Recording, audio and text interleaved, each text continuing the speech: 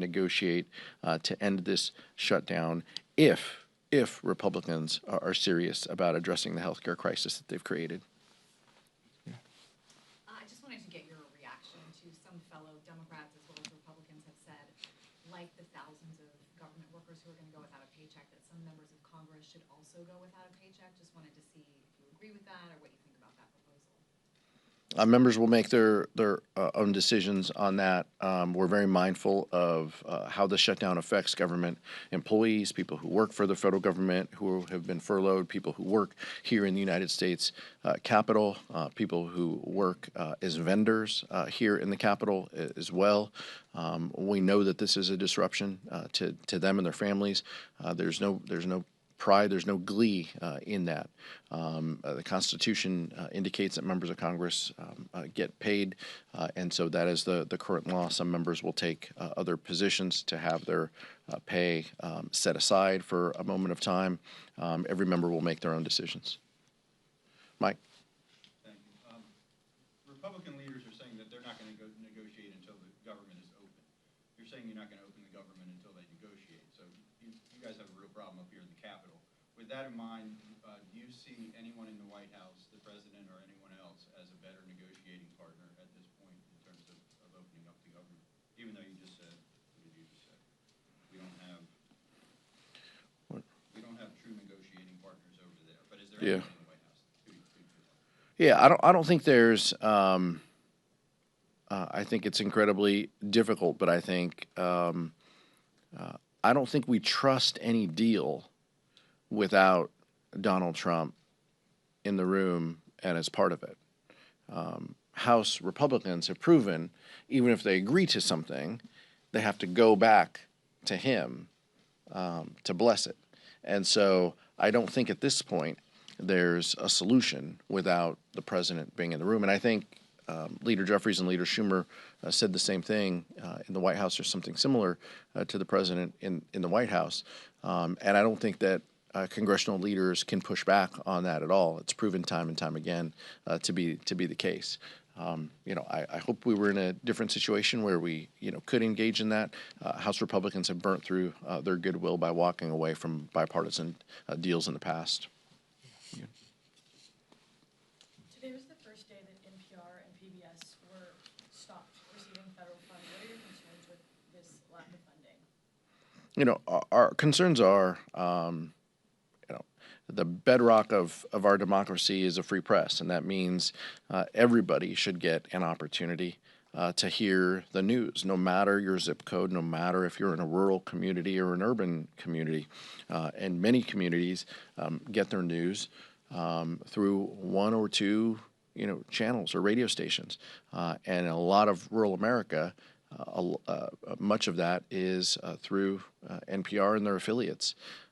So I'm less concerned with the kind of beltway news sphere. No disrespect to all of you, but how Americans across this country receive their news, and in many cases there's been media consolidation and just geographic barriers to people getting their news.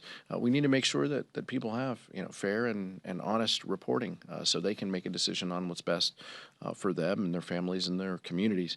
And I think the decisions that Donald Trump and House Republicans have made to eliminate that funding is wrong.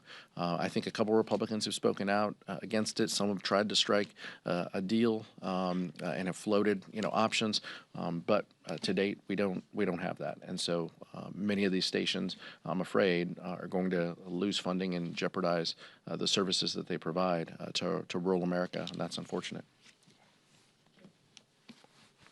Last one.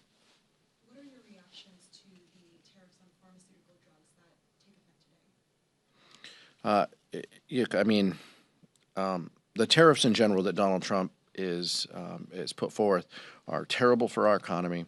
I'm only pausing and withholding because if you wait a day or two, he might pull them back, right? He might pull them back and then put them back on again, off again. It's terrible for the economy. It's terrible for the markets, but more importantly, it hurts people. It adds uncertainty to folks. It raises the costs of healthcare. It raises the price of prescription drugs.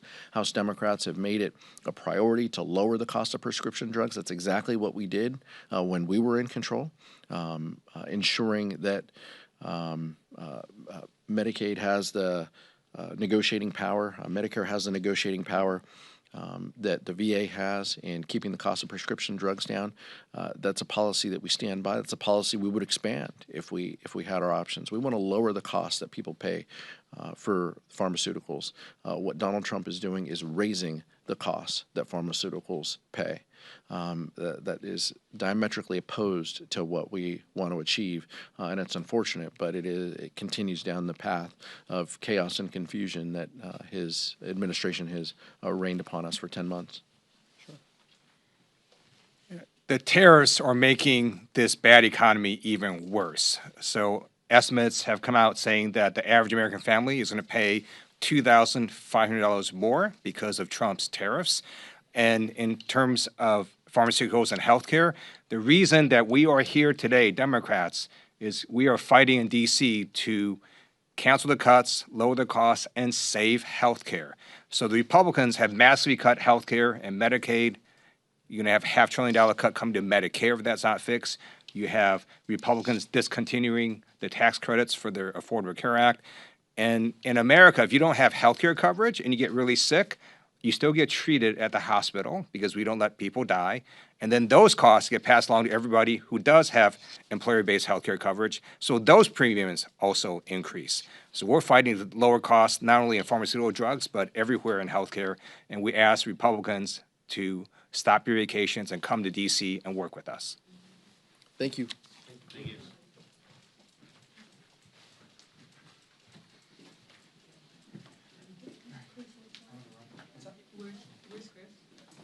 He's on the Senate side. I'm gonna go right now. Jordan's calling.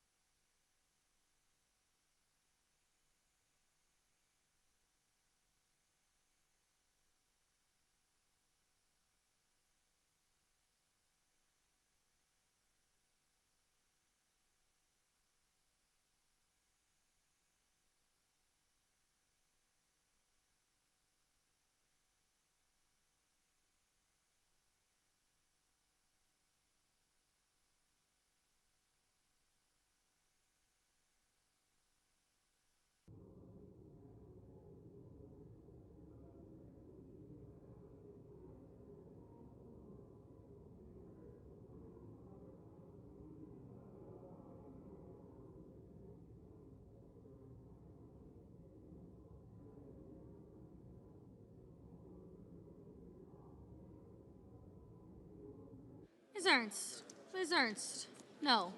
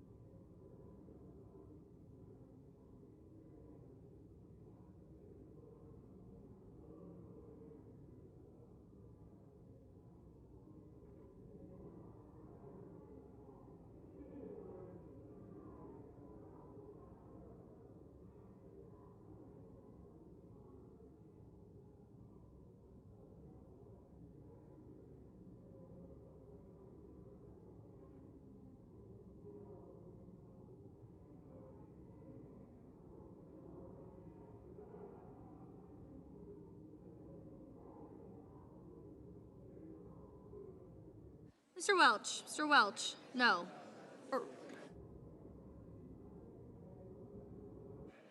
Mr. Welch. Mr. Welch. Aye. Looking out for you. Looking out.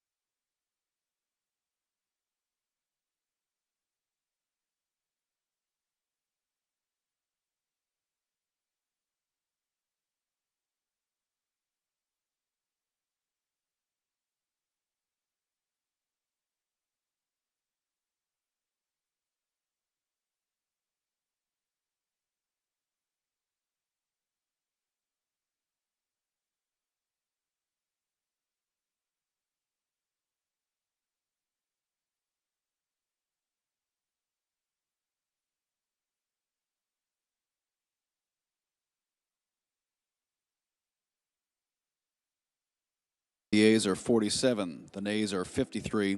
3/5 of the senators duly chosen and sworn not having voted in the affirmative. The motion is not agreed to.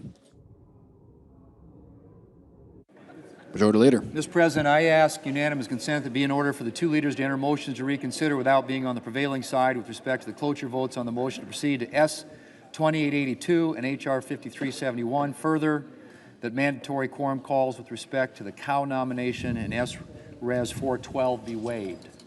Is there objection? Without objection. Minority Leader. I enter a motion to reconsider the vote on the motion to invoke cloture on the motion to proceed to S 2882. The motion is entered. The clerk will report the motion to invoke cloture. Cloture motion. We, the undersigned senators, in accordance with the provisions of Rule 22 of the Standing Rules of the Senate, do hereby move to bring to a close debate on the motion to proceed to calendar number 168, HR 5371, an act making continuing appropriations and extensions for the fiscal year 2026 and for other purposes, signed by 17 senators. Under the previous order, the mandatory quorum call under Rule 22 has been waived. The question is it the sense of the Senate that debate on the motion to proceed to H.R. 5371, an act making continuing appropriations and extensions for fiscal year 2026 and for other purposes, shall be brought to a close. The ayes and nays are mandatory under the rule. The clerk will call the roll. Ms. Alsobrooks, Ms. Baldwin, Mr. Banks, Mr. Barrasso,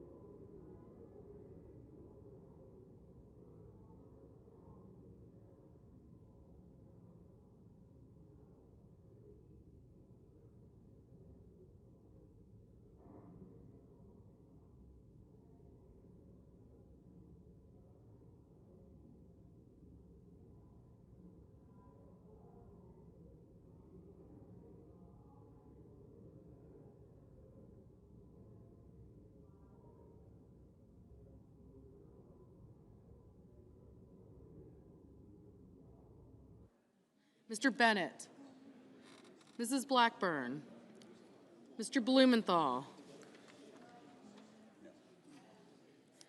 Ms. Blunt Rochester, Mr. Booker, Mr. Bozeman, Mrs. Britt, Mr. Budd, Ms. Cantwell, Mrs. Capito, Mr. Cassidy, Ms. Collins,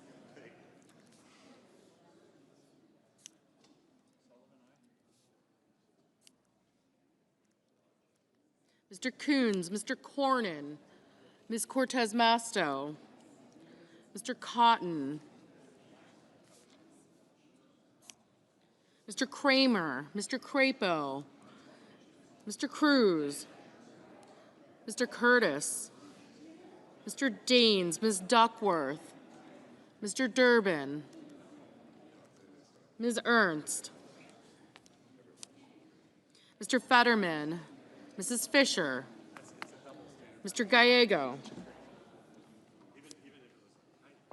Mrs. Gillibrand, Mr. Graham, Mr. Grassley, Mr. Haggerty, Ms. Hassan, Mr. Hawley, Mr. Heinrich, Mr. Hickenlooper,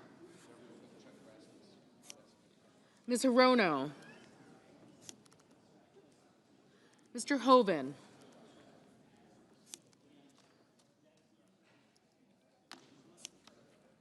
Mr. Husted, Mrs. Hyde-Smith,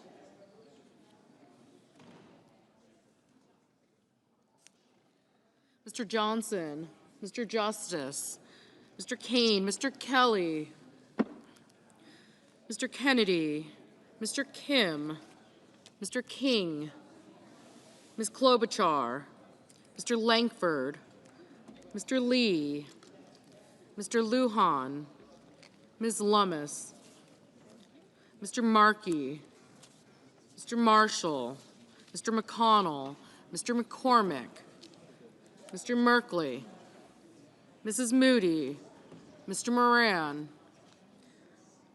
Mr. Marino,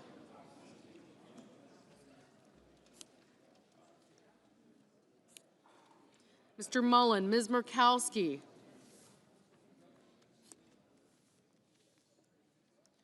Mr. Murphy, Mrs. Murray, Mr. Ossoff,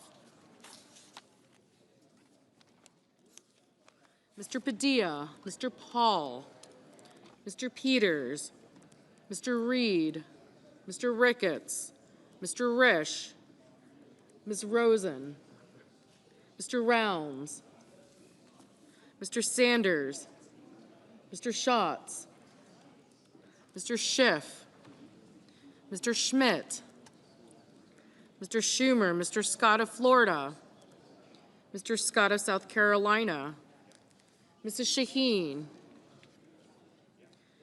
Mr. Sheehy, Ms. Slotkin, Ms. Smith, Mr. Sullivan, Mr. Thune, Mr. Tillis, Mr. Tuberville, Mr. Van Hollen, Mr. Warner, Mr. Warnock, Ms. Warren, Mr. Welch, Mr. Whitehouse, Mr. Wicker, Mr. Wyden,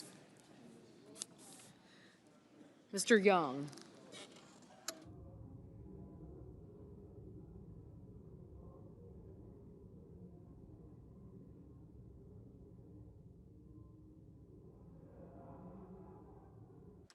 Senators voting in the affirmative: Barrasso, Britt, Budd, Cornyn, Cortez Masto, Cotton, Kramer, Daines, Ernst, Fetterman, Graham, Grassley, Johnson, Justice, Kennedy, King, Langford, Marshall, McConnell, Moody, Marino, Mullen, Scott of South Carolina, and Sullivan.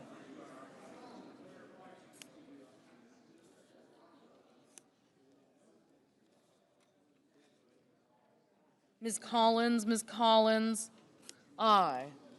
Senators voting in the negative. Mr. Moran.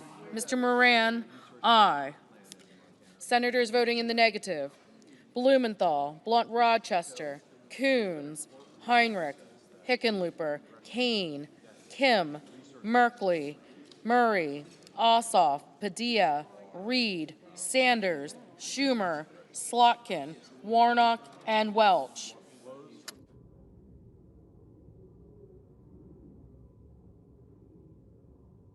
Mr. Hawley, aye. Mrs. Shaheen, no.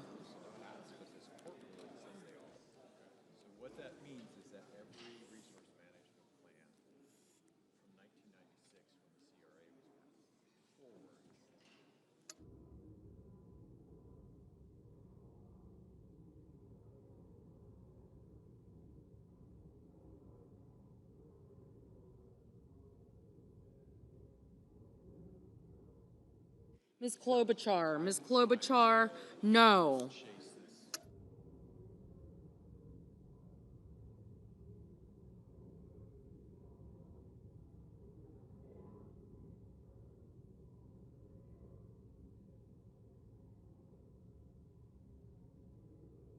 Ms.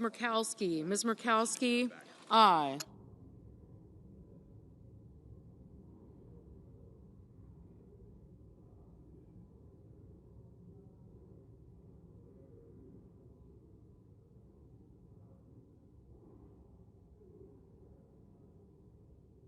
Ms. Brooks, no. Ms. Duckworth, no.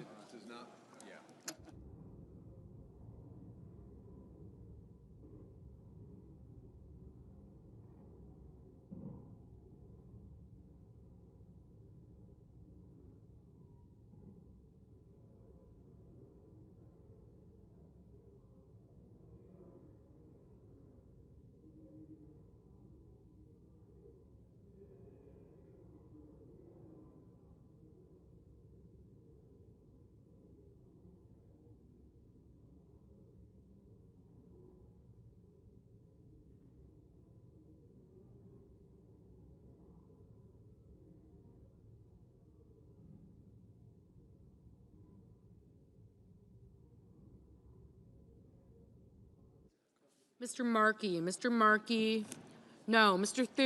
Thune, aye.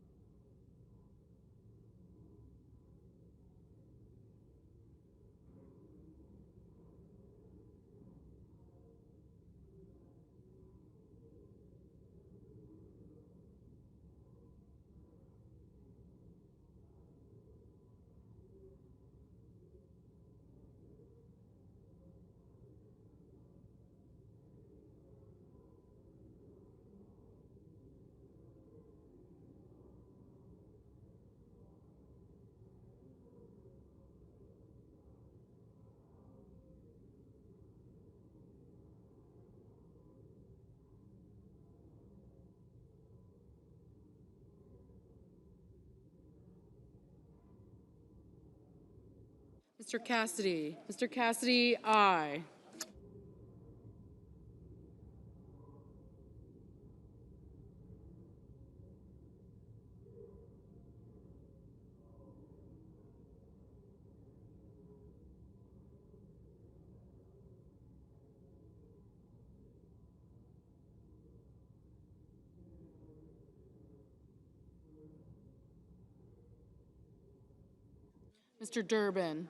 Mr. Durbin, no.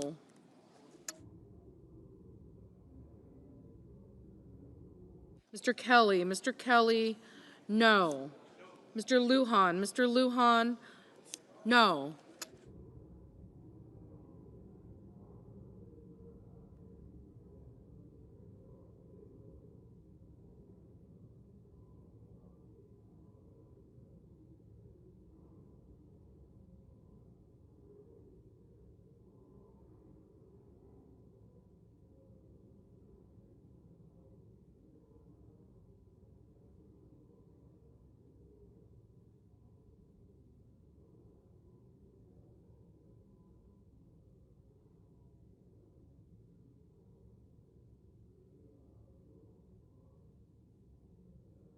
Ms. Hassan, Ms. Hassan, no.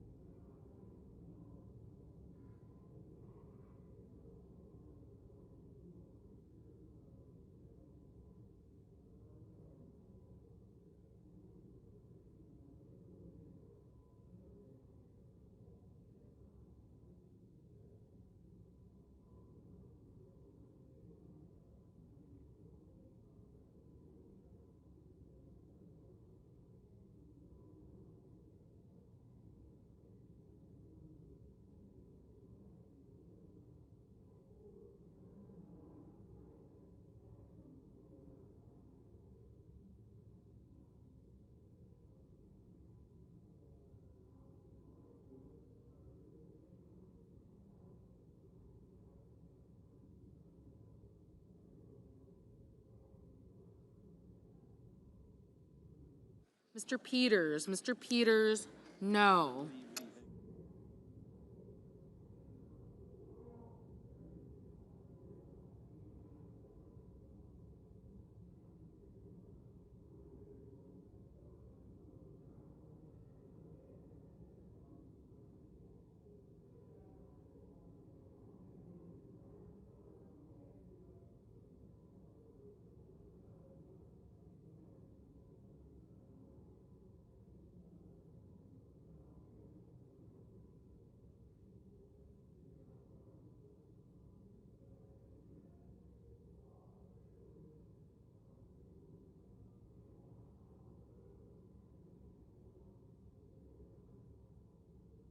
Ms. Cantwell, no.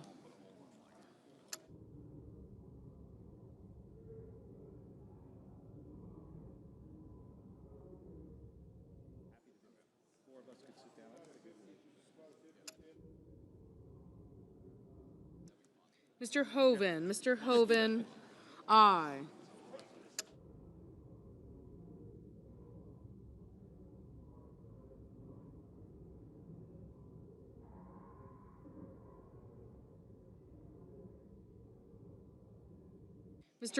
Mr. Ricketts, aye.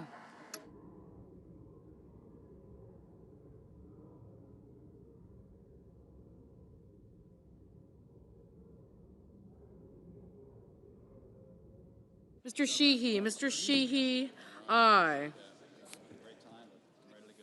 Mr. Schiff, no.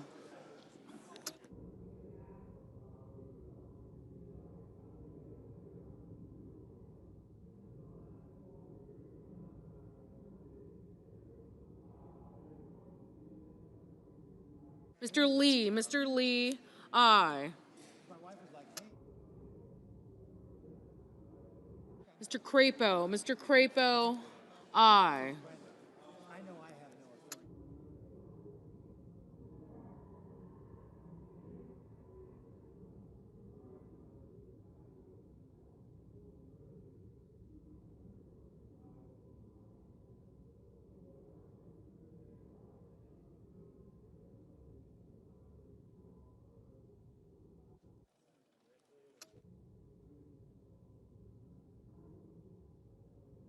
Mr. Bennett, no. Mr. Tuberville, aye. Ms. Warren, no.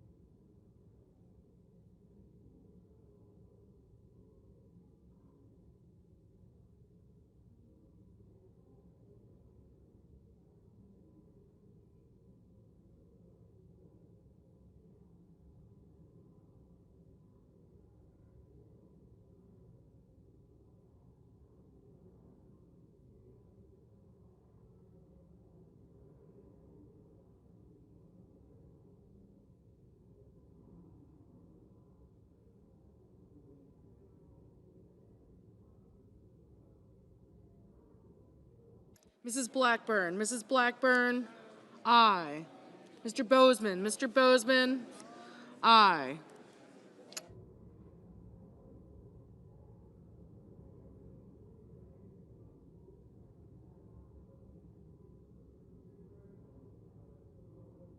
Mr. Rounds, aye.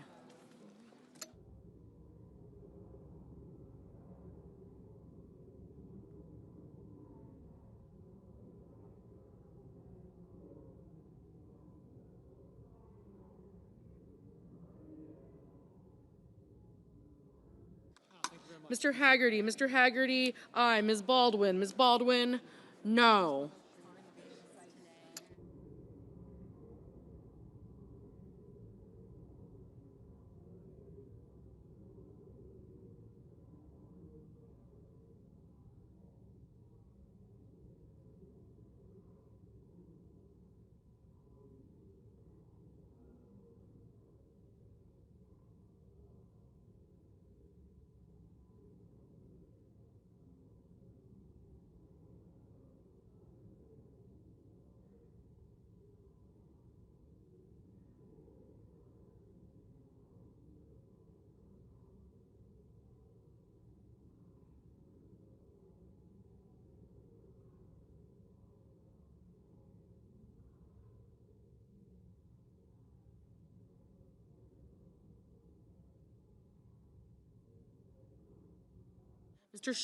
Mr. Schatz, no. Mr. Van Hollen, no.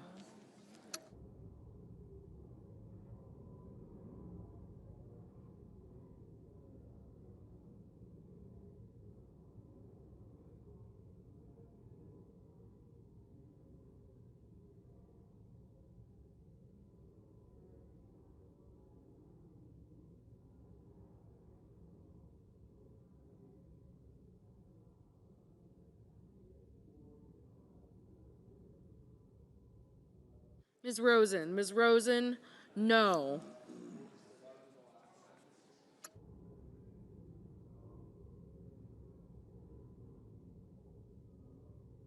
Mrs. Capito, aye.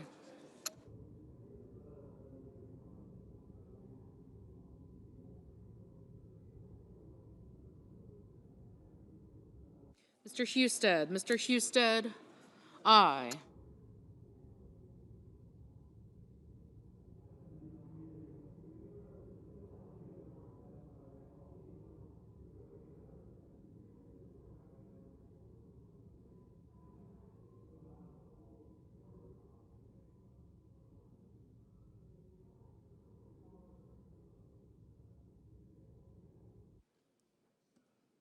Mr. Banks, aye.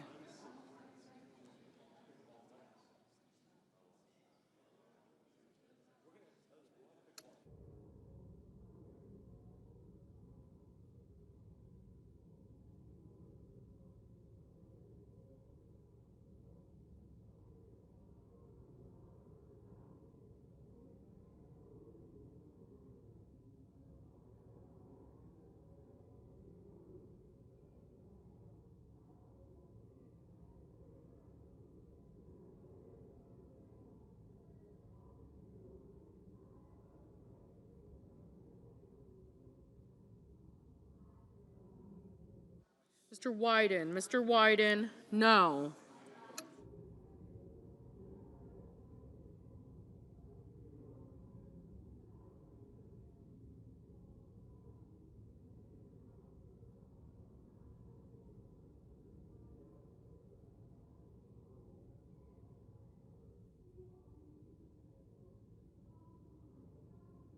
Mr. Booker, no. Ms. Hirono, no.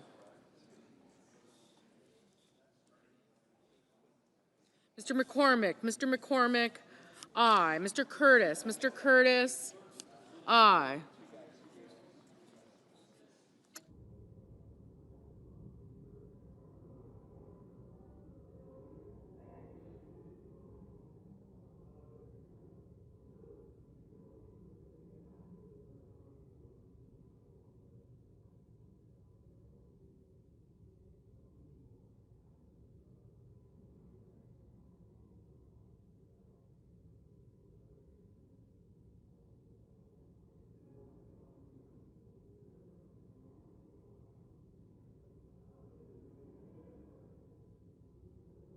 Mr. Murphy. Mr. Murphy, no.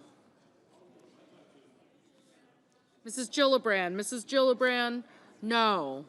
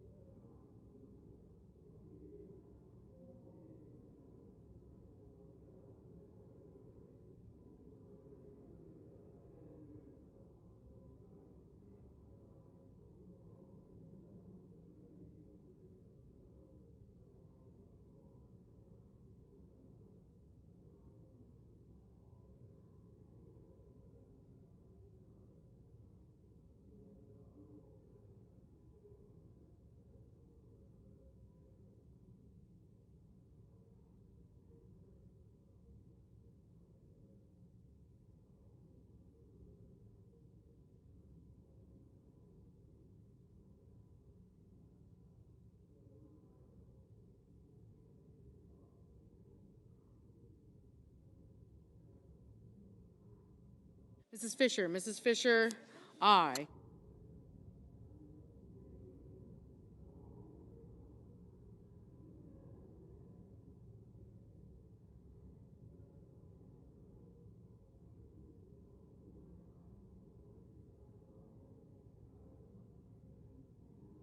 Ms. Smith. Ms. Smith, no. Mr. Schmidt. Mr. Schmidt, aye.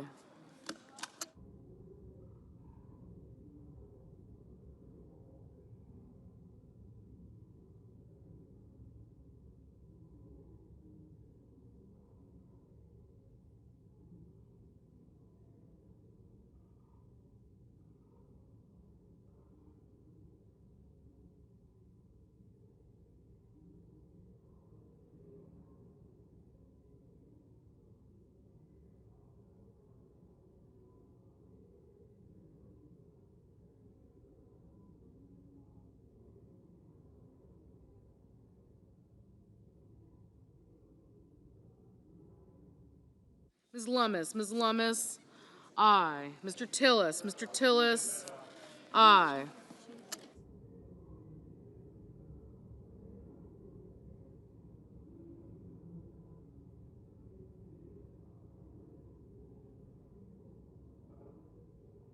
Mr. Gallego. Mr. Gallego, no.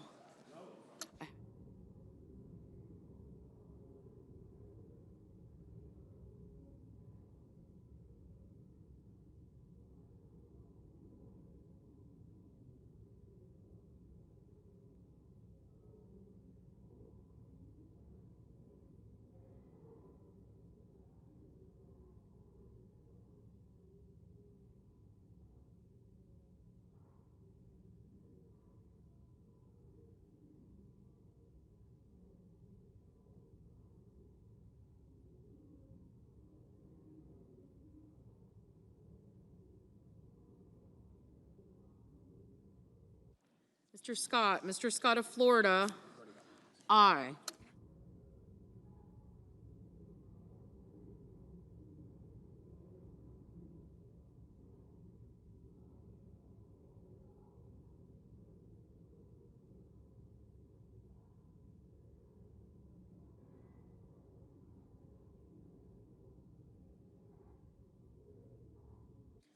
Mr. Whitehouse. Mr. Whitehouse, no.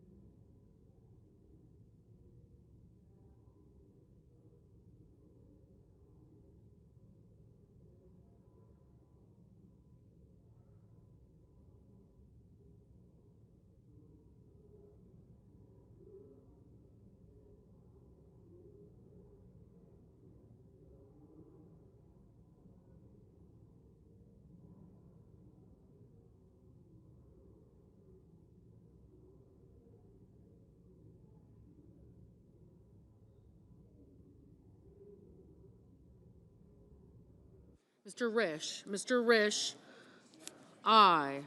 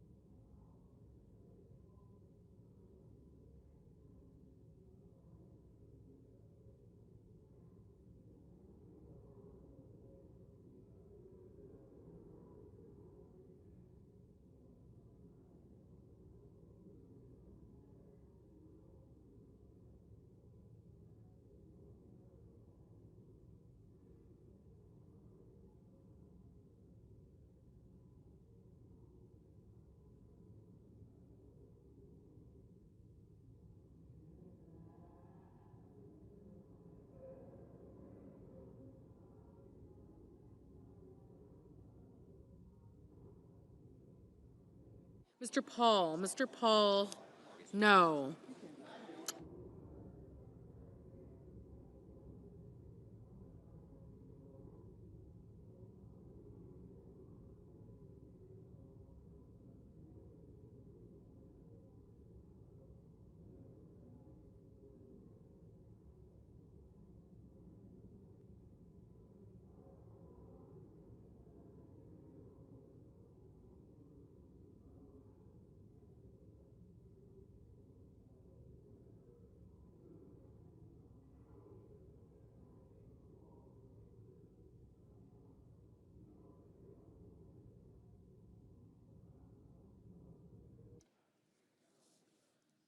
Mr. Young.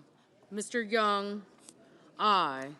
Mr. Warner. Mr. Warner, no.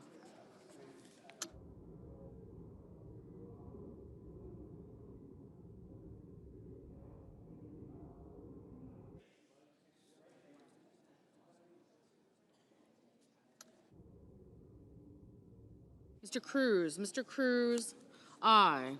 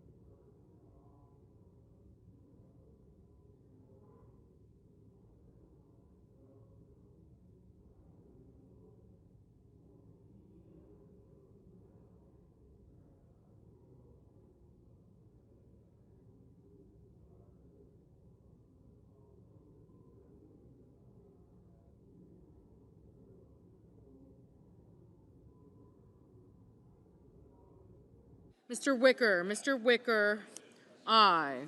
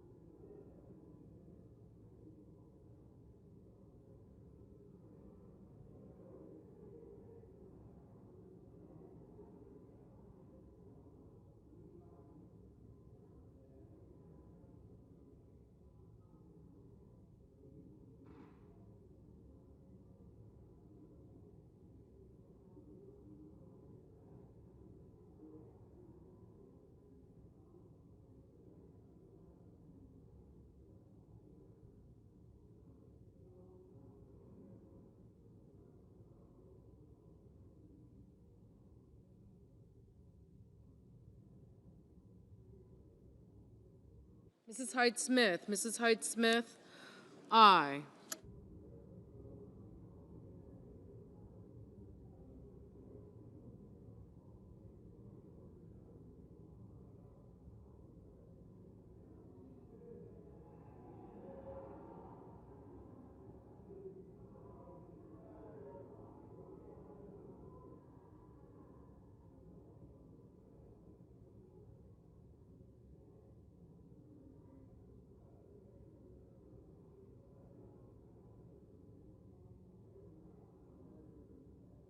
Hello, Lindsay. How are you?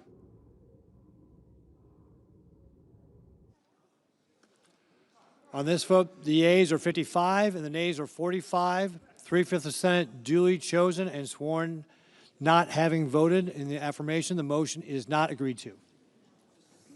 Mr. President, Majority Leader, I enter a motion to reconsider, motion is entered. and I ask unanimous consent that if any nominations are confirmed during today's session of the Senate, that the motion to reconsider be considered made and laid upon the table, and the President be immediately notified of the Senate's action. Without objection. The clerk will report the motion to invoke cloture. Cloture motion. We, the undersigned senators, in accordance with the provisions of Rule 22 of the Standing Rules of the Senate, do hereby move to bring to a close debate on the nomination of Hung Kao of Virginia to be Undersecretary of the Navy, signed by 17 senators. Under the previous order, the mandatory quorum call under Rule 22 has been waived.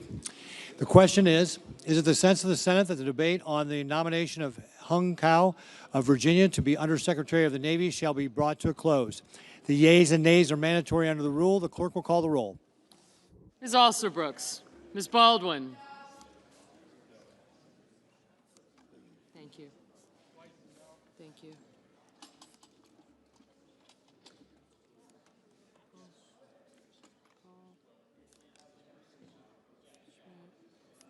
I got you. I got you. Mr. Banks. I got you. Thank you.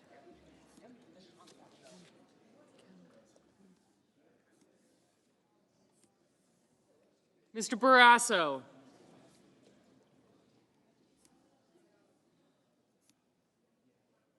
Thank you. I got Scott. I got him. Thank you. Yeah, he didn't see me. Mr. Bennett, Mrs. Blackburn. Mr. Blumenthal. Ms. Blunt Rochester. Mr. Booker. Mr. Bozeman. I got him. No, not yet. Yeah, he did. Mrs. Britt. Mr. Budd.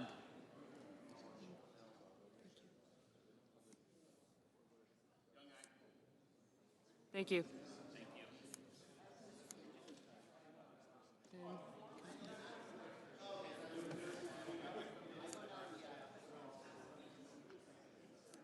Thank you.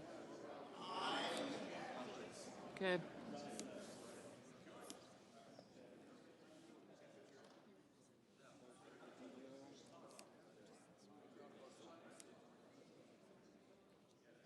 Mr. Budd, Ms. Cantwell, Mrs. Capito. Okay. Mr. Cassidy. Thanks. Ms. Collins. Mr. Coons.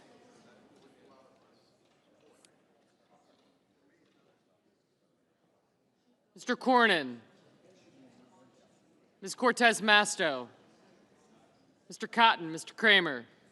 I got you. I did. Yes, sir.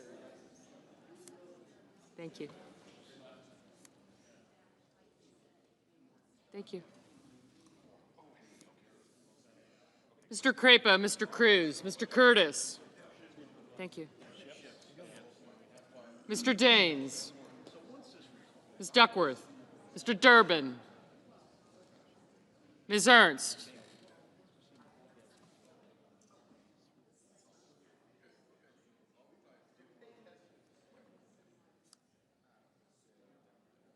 Mr. Fetterman.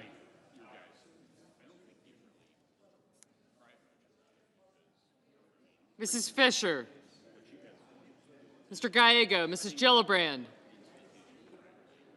Mr. Graham, Mr. Grassley, Mr. Haggerty. Ms. Hassan.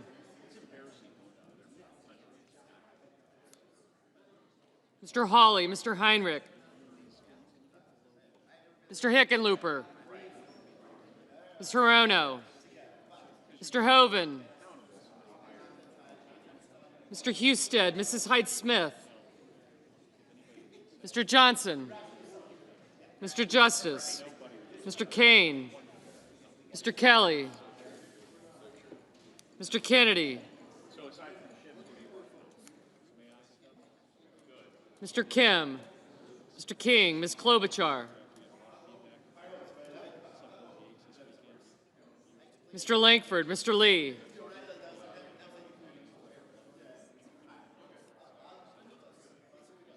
Mr. Lujan. Ms. Lemus.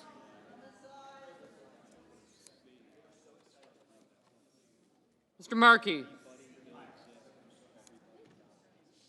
Mr. Marshall. Mr. McConnell. Mr. McCormick. Mr. Merkley. Mrs. Moody.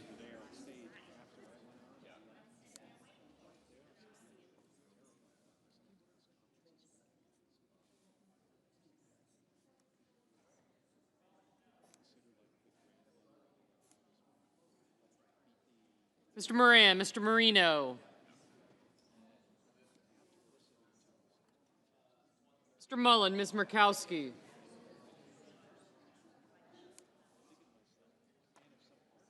Mr. Murphy.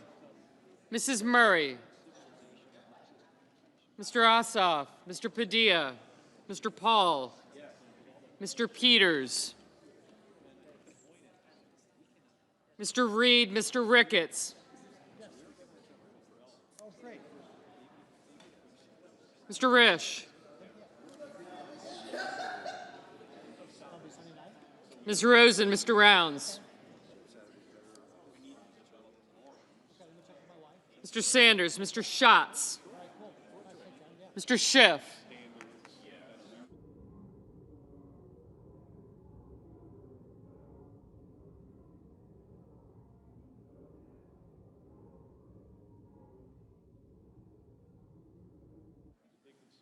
Mr. Schmidt, Mr. Schumer. Mr. Scott of Florida, Mr. Scott of South Carolina. Mrs. Shaheen. Mr. Sheehy.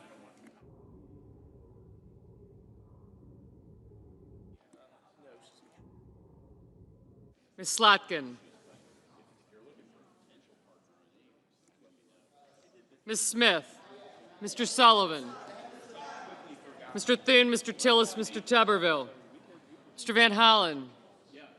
Mr. Warner. Mr. Warnock. Ms. Warren. Mr. Welch. Mr. Whitehouse. Mr. Wicker. Mr. Wyden. Yep. Mr. Young.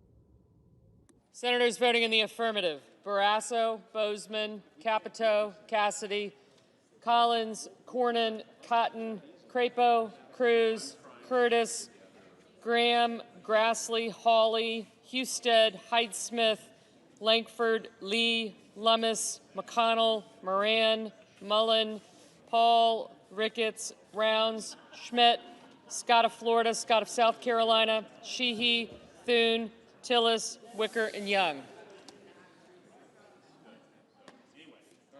Mrs. Fisher, aye. I have you.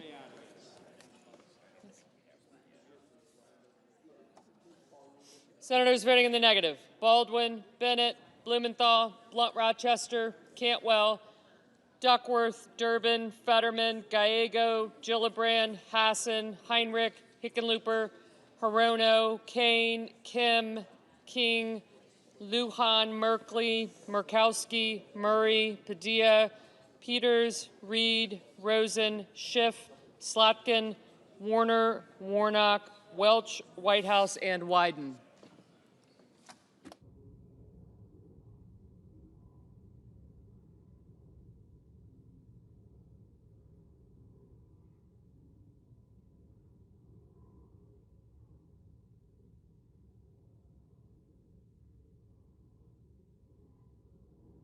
Mr. Booker, no.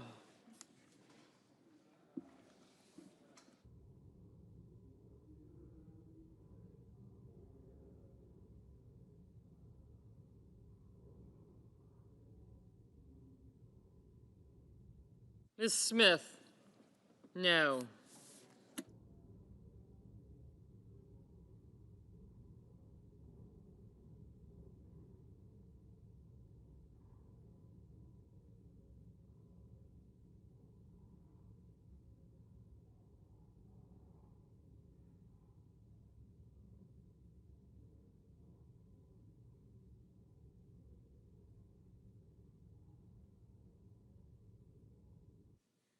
Ms. Warren, no.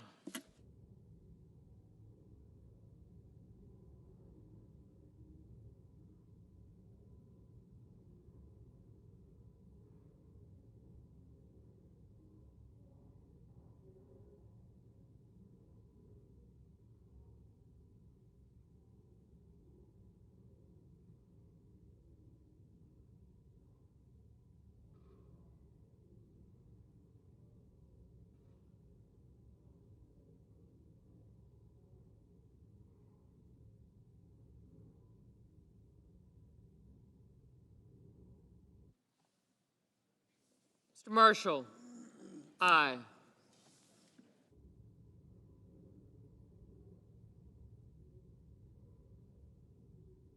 Mr. Hoven, aye.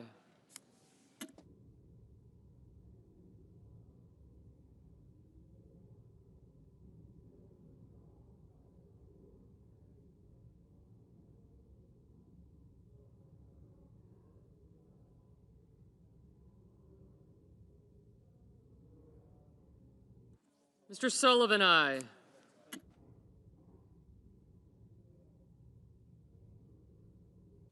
Mr. Ossoff, no.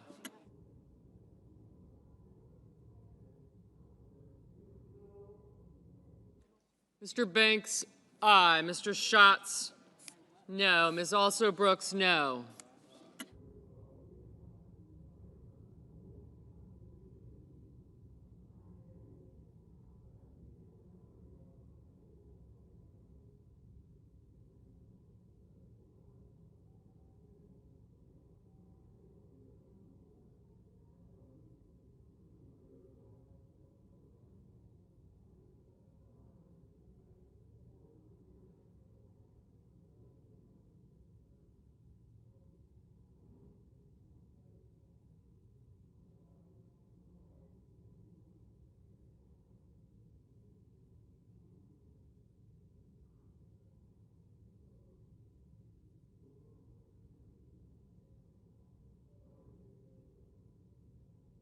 Mrs. Shaheen, no.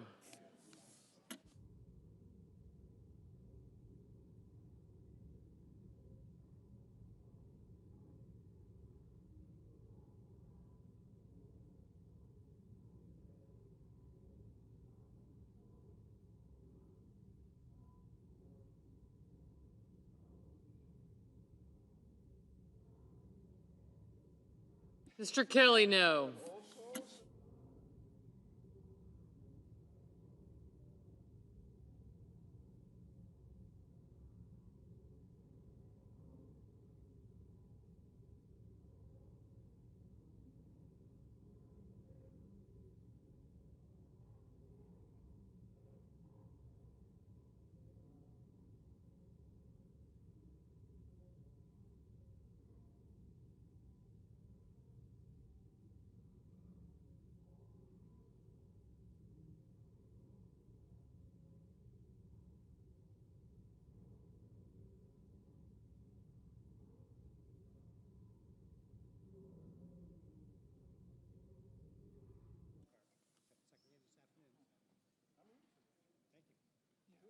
Mr. Daines, aye.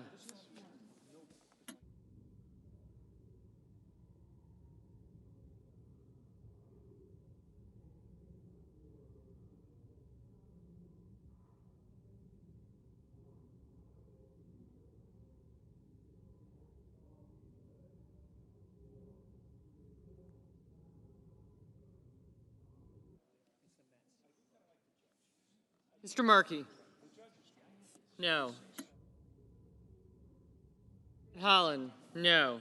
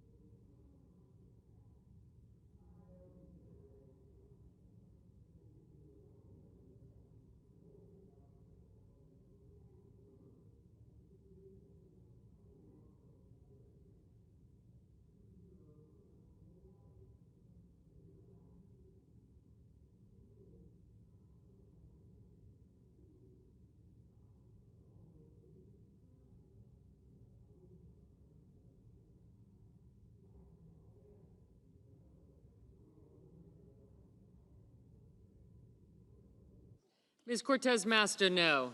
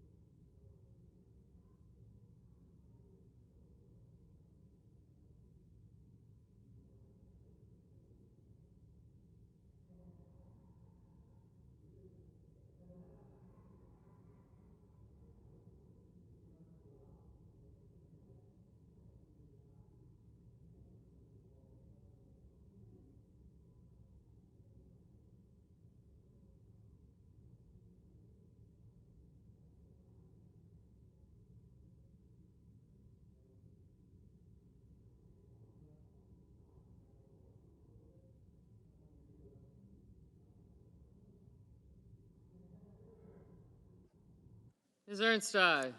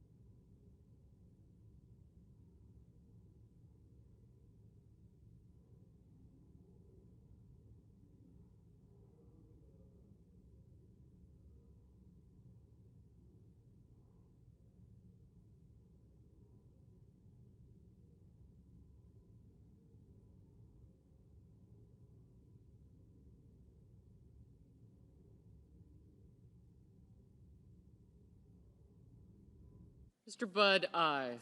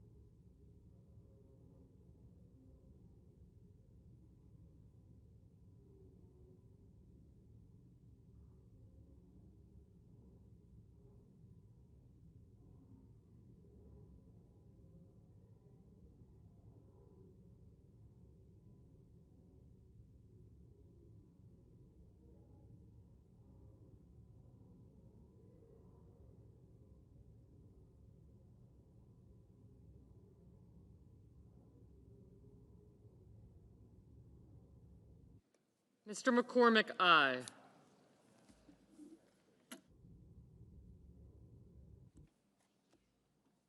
Ms. Klobuchar, no. Mr. Marino, aye.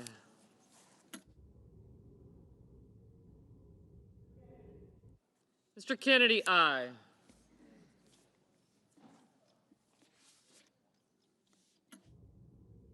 Mrs. Moody, aye.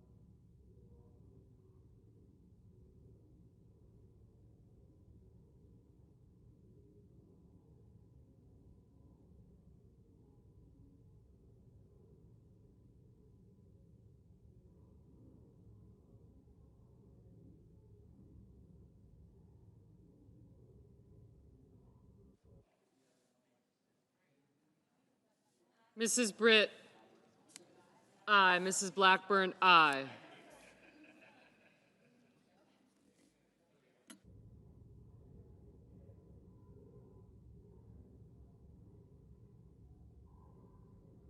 Mr. Johnson, aye.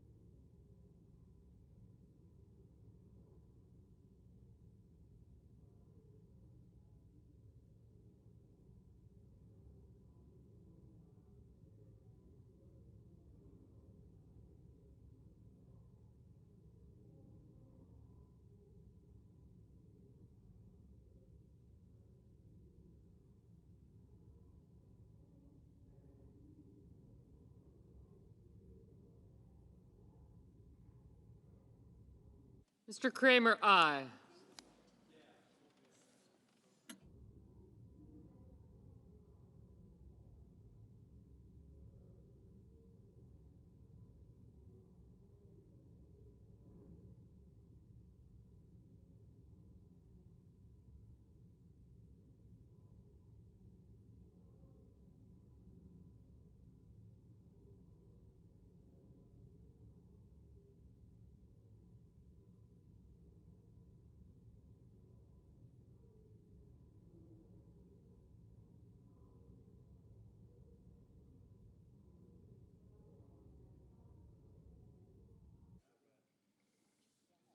Mr. Schumer, no.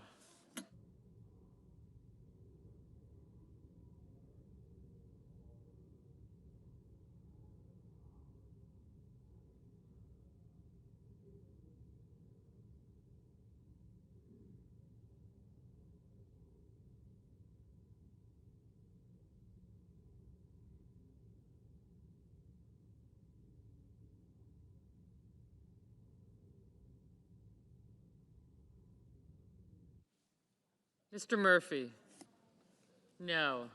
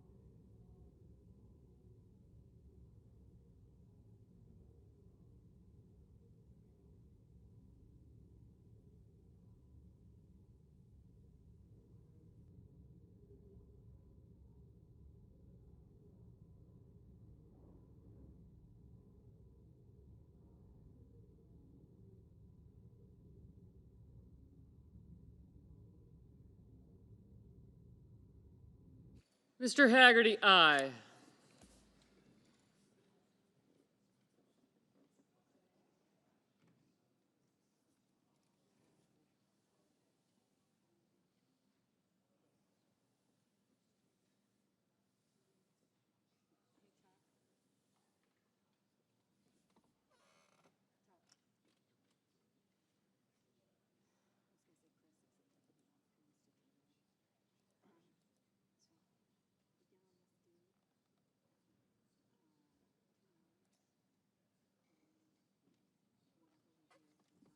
Mr. Coons, no.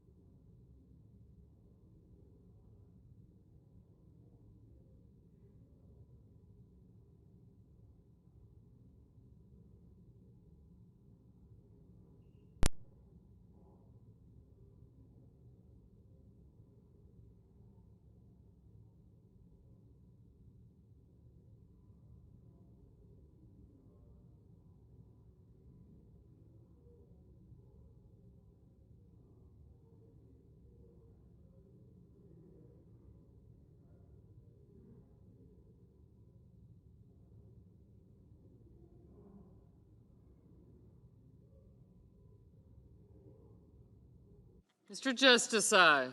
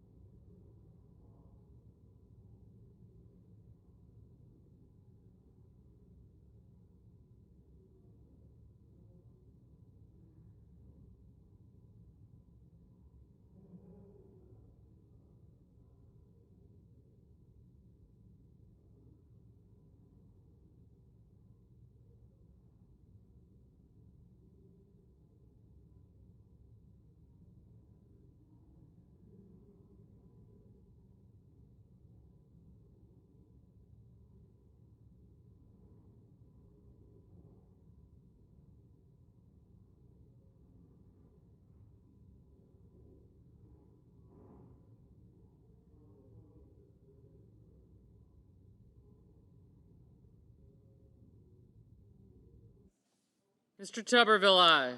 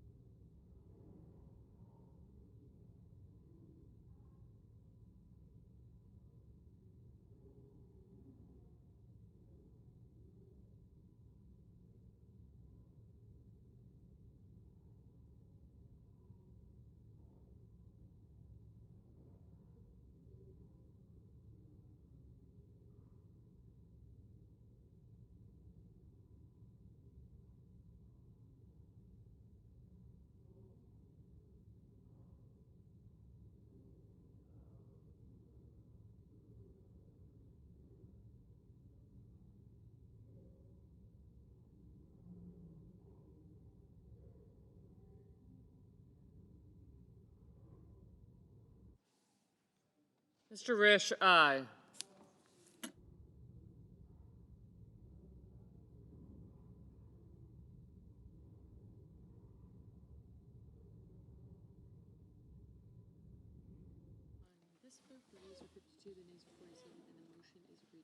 On this vote, the yeas are 52, the nays are 47, and the motion is agreed to. Cloture having been invoked, the Senate will proceed to executive session to consider the following nomination, which the clerk will report. Cloture, nomination, Department of Defense, Hung Kao of Virginia to be Undersecretary of the Navy. Okay. Now we got a 2-hour clock.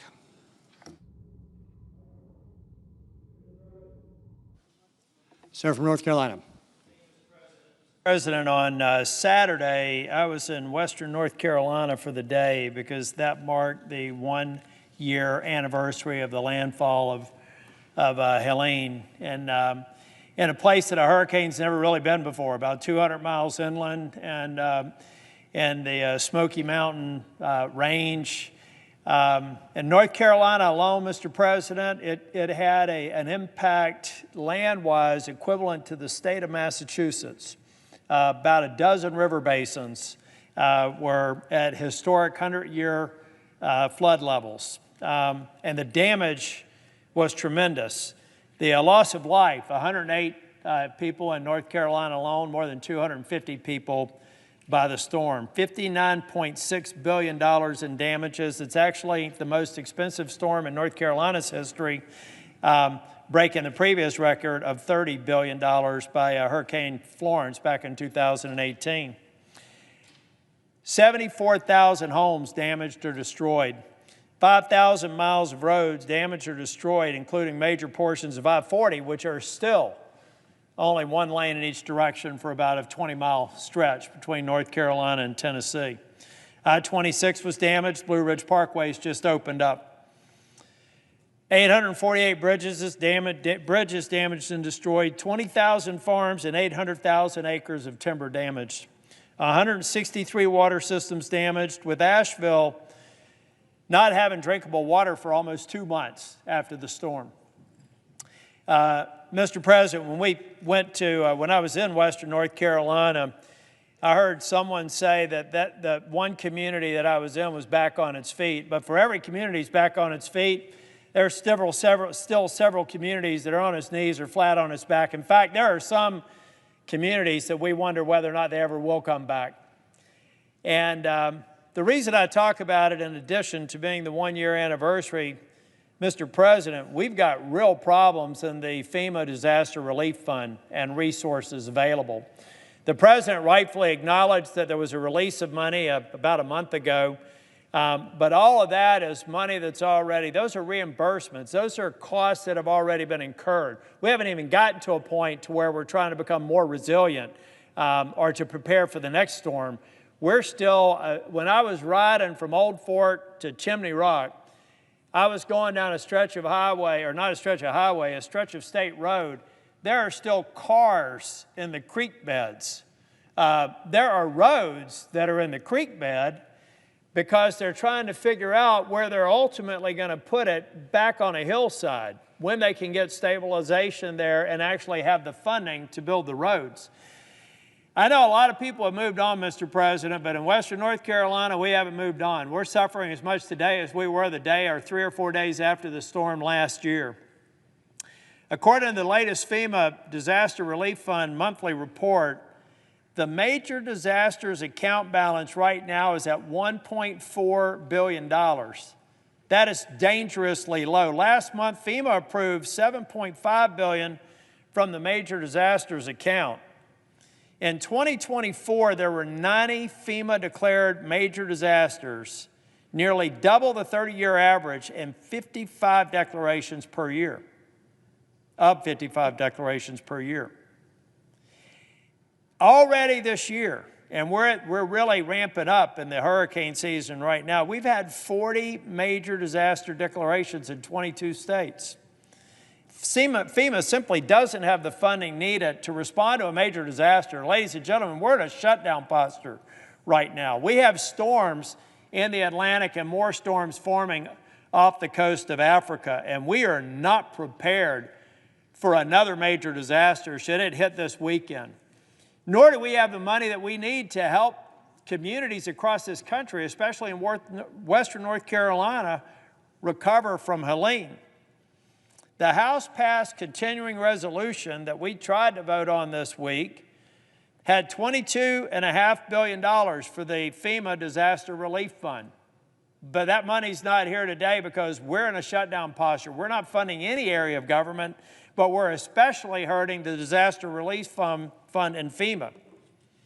And the only thing standing in our way is a simple vote to continue funding at levels that my Democratic colleagues have agreed to before. Ladies and gentlemen, we don't have a CR that the President or that the Majority Leader has decorated with ornaments. We call it like decorate some of these spending bills like a Christmas tree. This is a simple continuing resolution to spend at the level we were spending yesterday. There's nothing more to it. There's money in here to help with disaster relief, but there's nothing more. This shutdown is hurting people in North Carolina. This shutdown will hurt more people. When I lost the season last year in the tourist season to the Blue Ridge Parkway and the Great Smoky Mountain Parks, that was a hurricane. That was an inland hurricane, a disaster. This year, it's the disastrous vote of the Democrats not allowing us to continue to fund at the levels that we did yesterday.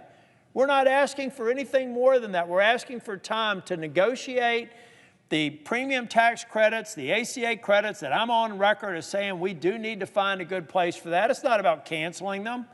But folks, we can't even get to that if we can't agree to something as basic as can we spend today what we did yesterday? And I know that there are several members on the other side of the aisle that would like to move with a clean CR and get to that negotiation. And I'm just speaking on behalf of people in North Carolina, particularly Western North Carolina, that are struggling mightily.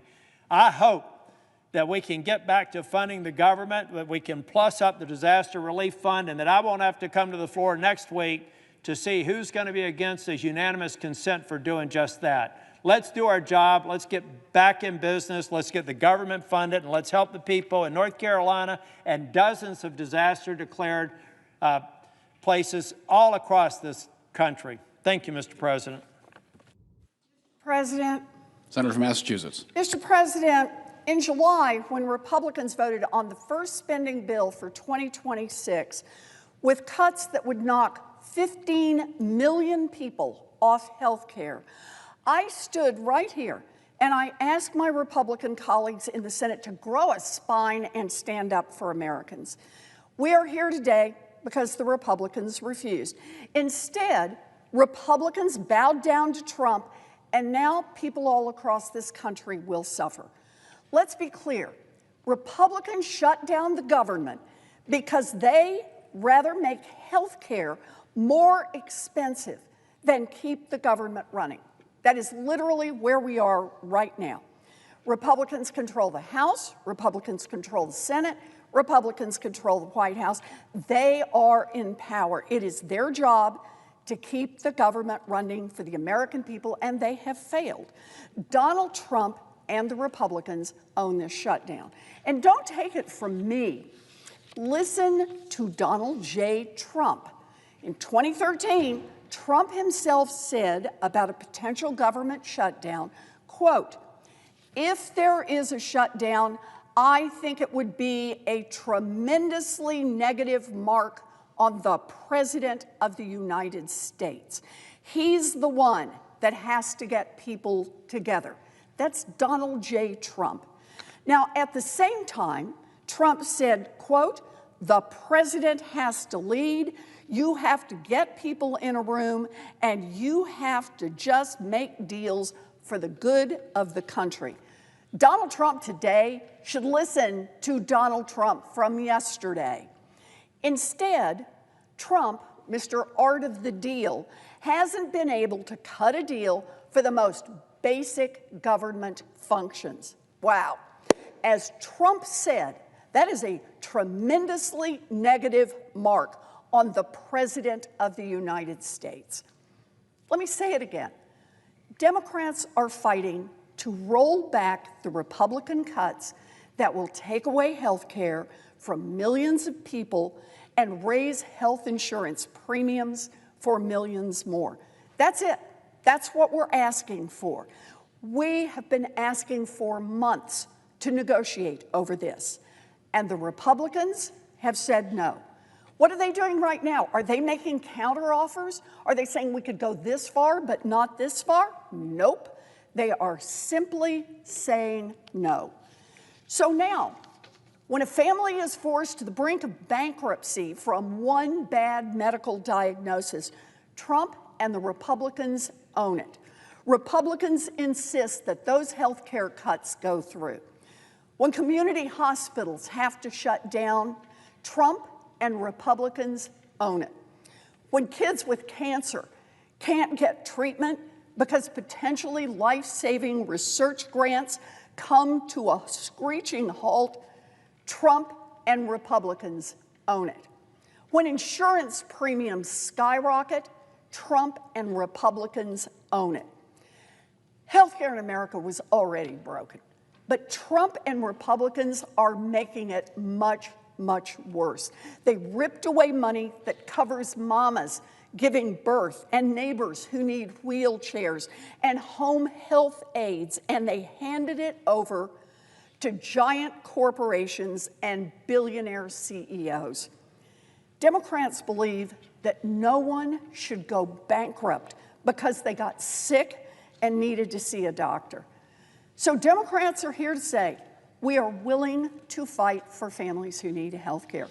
If Congress is going to pass a budget for the United States government, then Democrats want saving health care for millions of Americans just to be part of that deal. Democrats have made that clear, and Republicans have refused even to talk about it. Trump is already doing his best to shut down government, or at least to shut down the parts of government that he doesn't like. Since day one, Trump has been trying to illegally wipe away millions of dollars for programs that Congress already agreed to fund. Trump and his buddy Elon Musk have fired tens of thousands of federal workers. Trump is declaring American cities as war zones and sending troops to invade communities. Trump is playing king time and time again, and Republicans in Congress are bowing down and letting him do it. While all of that is going on, Republicans in Congress want Democrats just to sign a blank check and hand it over to Trump and let him continue to shut down whatever he doesn't like and to destroy our democracy. They want us to agree to a budget knowing full well that Trump will then turn around tomorrow and delete this part or that part or whatever he doesn't like, just like he has already done. Why would we play along with that farce? Why would we throw our support behind a deal that any time, any day, Trump could just decide he doesn't feel like honoring it? And why would we do that without getting anything in return to help American families who are struggling with high costs, particularly the health care costs that Republicans are driving up? To do that would be a betrayal of the American people. Senate Democrats are holding the line for families. Senate Republicans decided they'd rather take orders from a wannabe king and shut down the entire government instead of helping out families who are getting squeezed on health care costs. It really is that simple. Make no mistake, this Trump shutdown will hurt people. Because of Republicans, children across this country could lose access to child care through Head Start. Because of Republicans, the National Institutes of Health Clinical Center will now stop enrolling patients in clinical trials that could be their only shot at treatment. Because of Republicans, air traffic controller hiring will stop at a time when we're already dealing with a dangerous shortage. Because of Republicans, park rangers and thousands of other civil servants won't get paid. Because of Republicans, Donald Trump's corruption and chaos will continue. So what's next? Well, Democrats want to keep the government open, and we want rollbacks of the Republican cuts that will cost 15 million Americans their health care coverage and drive up insurance costs for everyone else. Look, this isn't partisan. This is a righteous fight on behalf of everyone who needs health care, everyone who might need to go to the hospital, everyone who counts on a community clinic or a home health aide, whether they are a Democrat, a Republican, an independent, or a none of the above. We are in this fight for Americans and for American health care. And it is only the Senate Republicans, led by Donald Trump, who stand in the way. Thank you, Mr. President. I yield the floor.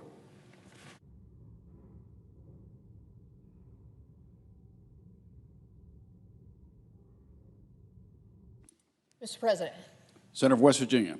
Mr. President, as I was sitting and listening, I feel like I'm living in an alternative universe here sometimes, and I'm sure the American people feel this way. Are people being hurt today? You're daggone right they are. They're being hurt because Senator Schumer and his following will not quite simply reopen the government so we can begin negotiations on some of the issues that are a part of this disagreement.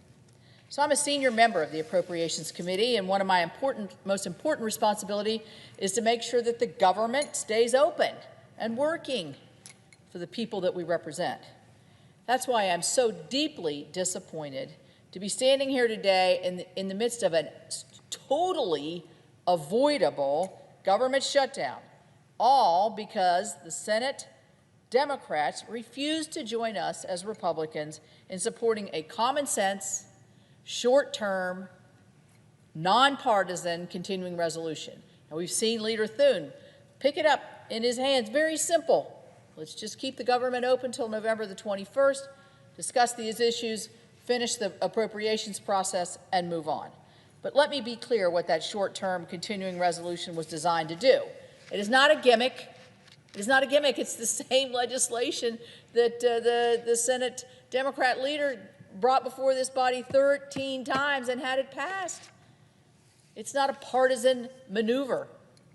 It's a straightforward measure to keep critical services in operation while giving Congress the time that we need to finish our work on appropriations through regular order the way that we used to do it.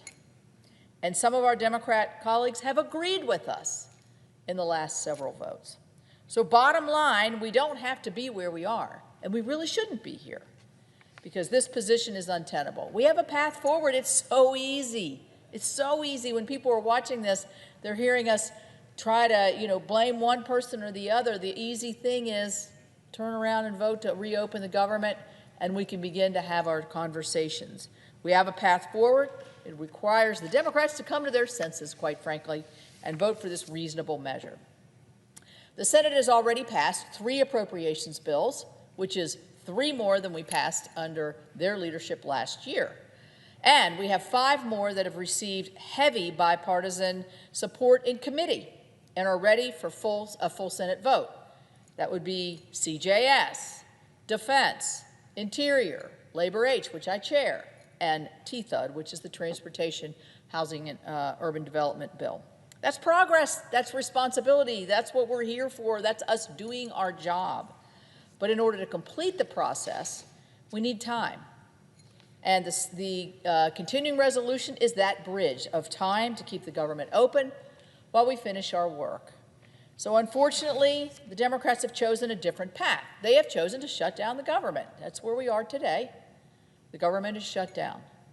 They made a political calculation, all based on politics, appeasing their far-left base instead of doing the right thing for the American people.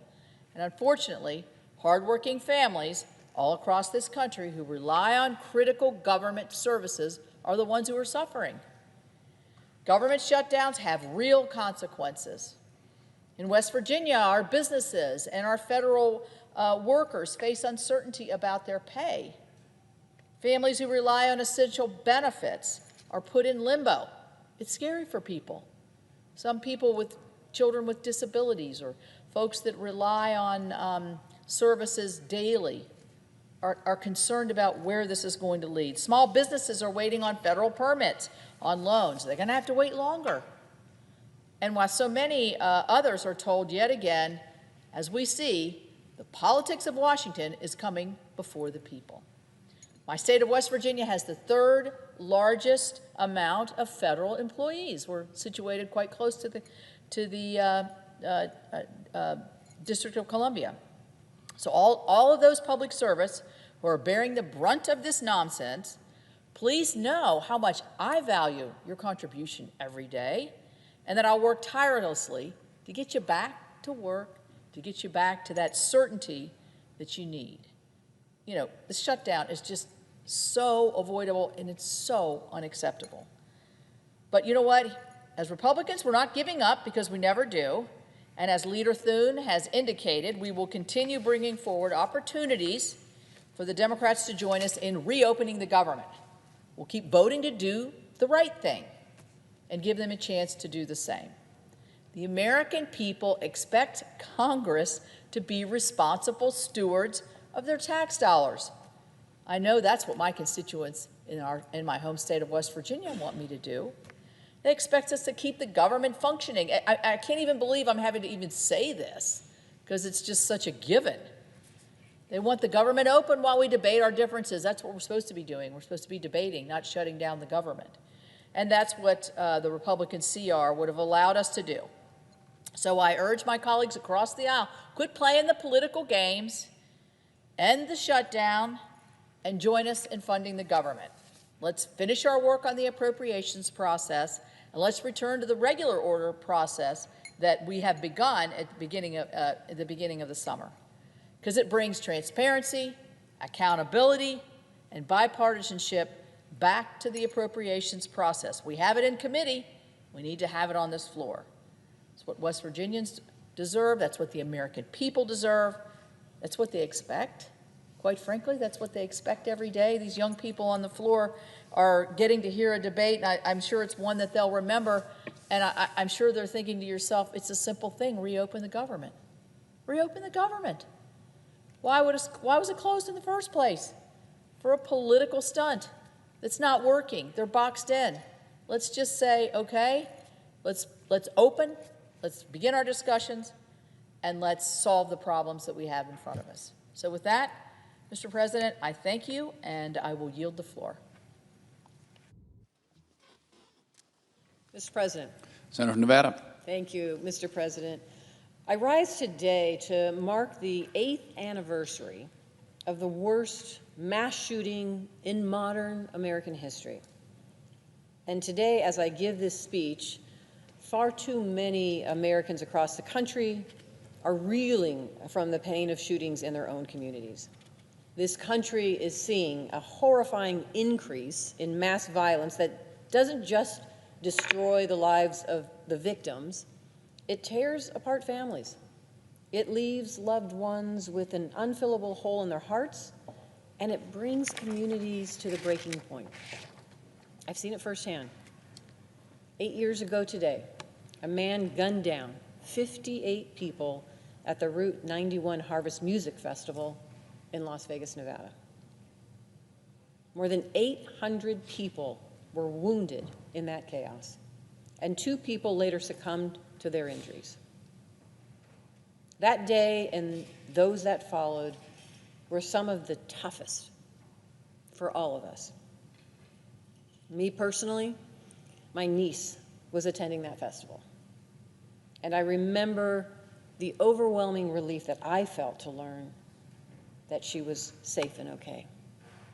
But I also remember spending time at the reunification center with the families of the missing festival attendees, praying with those families, crying with those families, watching them as they were hoping and praying that their loved ones would return to them. Some were lucky, but many were not. Our city, our entire state of Nevada, felt lost. But I will tell you, out of this horror came something miraculous. In the aftermath of 1 October, Nevadans came together to support each other. People came out in droves to give blood. There were lines around the block.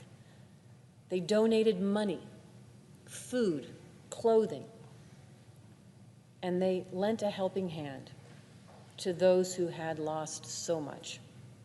I will tell you, businesses, community organizations, and law enforcement did what they could to ease the burden of the families who had been impacted. And I worked across the aisle with my colleague, Republican Senator at the time, Dean Heller, to get financial relief for the victims. Our city united in the face of this tragedy, and we came out of it Vegas strong. I am forever touched by those incredible efforts to shine a light in the darkness. But even all that good cannot erase the scars left behind by this massacre. Its victims were innocent people who went to a music festival to enjoy themselves. It didn't matter what they did for work or what they believed or who they loved. They were actually gunned down indiscriminately. In the 8 years since that tragedy that shook my state to its core, we've sadly seen more violence erupting across the country.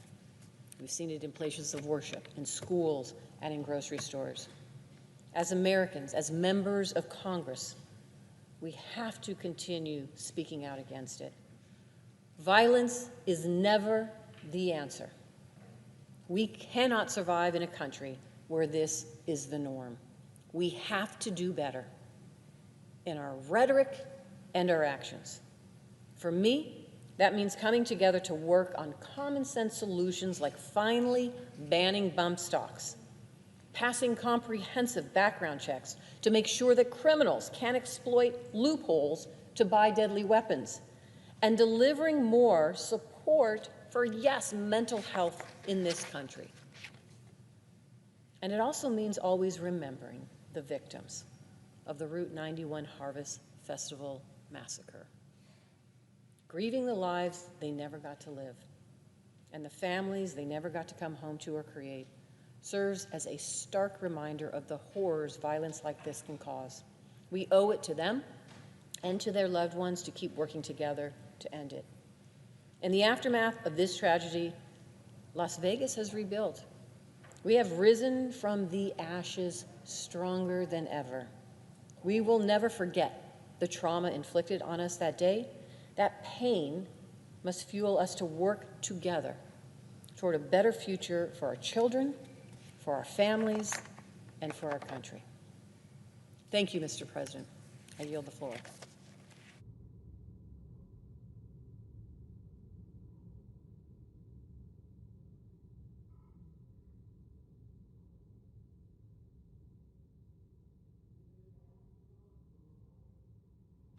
Clerk will call the roll.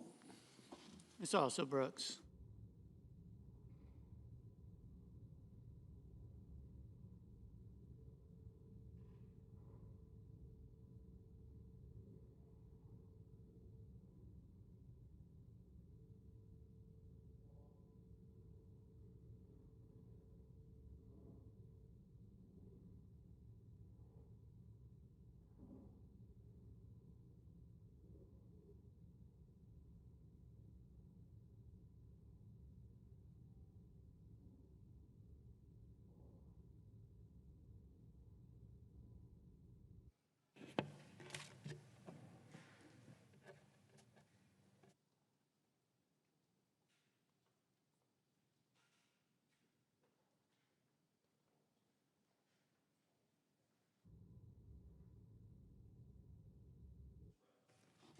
Senator from Kansas. I ask unanimous consent that the quorum call be lifted. Without objection.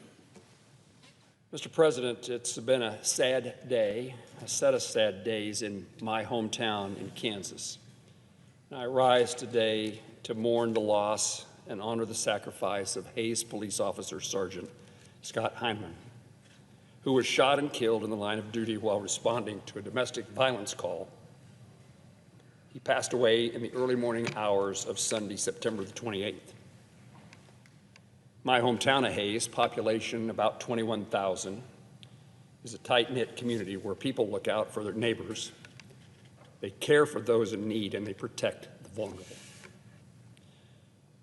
Sergeant Hyman embodied the best of small-town Kansas values, living a life of integrity, devotion, and courage, despite the dangers he faced each and every day. He too called, from a young age, Hayes his home. He grew up there and he graduated from Thomas More Prep Marian High School, our hometown Catholic school. He attended the University of Kansas before returning home to the place he was raised. Sergeant Hyman was first began his service with the Hayes Police Department in 2016, and after 9 years with the department, his watch ended way too soon. He was an Eagle Scout and a member of Immaculate Heart of Mary Catholic Church. He was a son, a father, a husband, and was devoted to his wife, Beth, and a loving dad to his children, Patrick and Victoria. Our prayers are with his family and his parents, Bill and Teresa Hyman. It's such a difficult time. Every day, law enforcement officers risk their safety, putting their lives on the line to protect and serve both their neighbors and strangers. And Kansas is it's a home to so many brave men and women who've answered the call to serve, and too many have given their lives to fulfill this mission. In small towns across Kansas, law enforcement officers, as they are in Hayes, are well known by their communities. They are well loved by their communities. We know them. We see them in the grocery store, at the football games on Friday night, in church on Sunday. They're members of our community, and they're familiar faces. This courageous young man died with honor, protecting his community and the people he had sworn to serve. In Hayes and across Kansas, the sacrifice he made will not be forgotten, and we resolve to forever honor his service to the community he loved. I ask the United States Senate to join me and my family in my hometown, expressing our sympathy and gratitude, our respect for this officer, for a life served in service to others, and to a community that mourns his loss.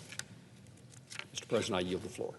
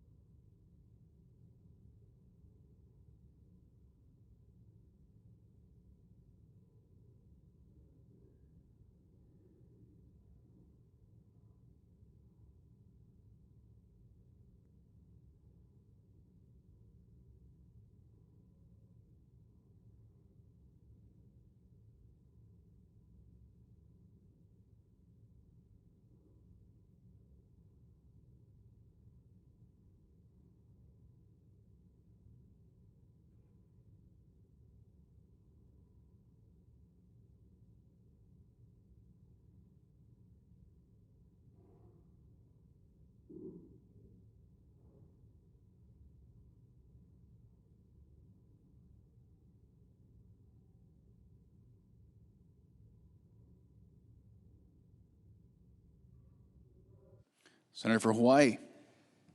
Mr. President, preventing people from losing their health care should not be a partisan question, because outside of the four corners of this Capitol, it does not matter whether you're, excuse me, let's start.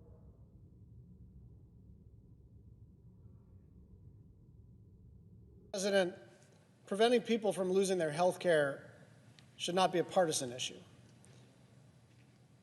because outside of the four corners of this Capitol, it should not matter if you're a Democrat or a Republican or an independent. We should all not want people to have spikes in their health insurance costs. In a matter of days, tens of millions of people all across the country are going to get letters in the mail saying, your monthly premium starting January 1st is going to be more than double what you pay now. More than double. And that's not my speculating. That's not my allegation. That's not a political talking point that was cooked up in some Democratic lab. That is what the Kaiser Family Foundation analysis showed, that premiums will increase on average by 114% per person. Not 14%, 114%. That's just the average. Some people's rates will be changed based on their income level. So say you make $35,000 a year. You're now going to be paying almost $1,600 more per year for coverage. And if you're a family of four making $75,000, you're going to be paying more than $3,000 extra dollars.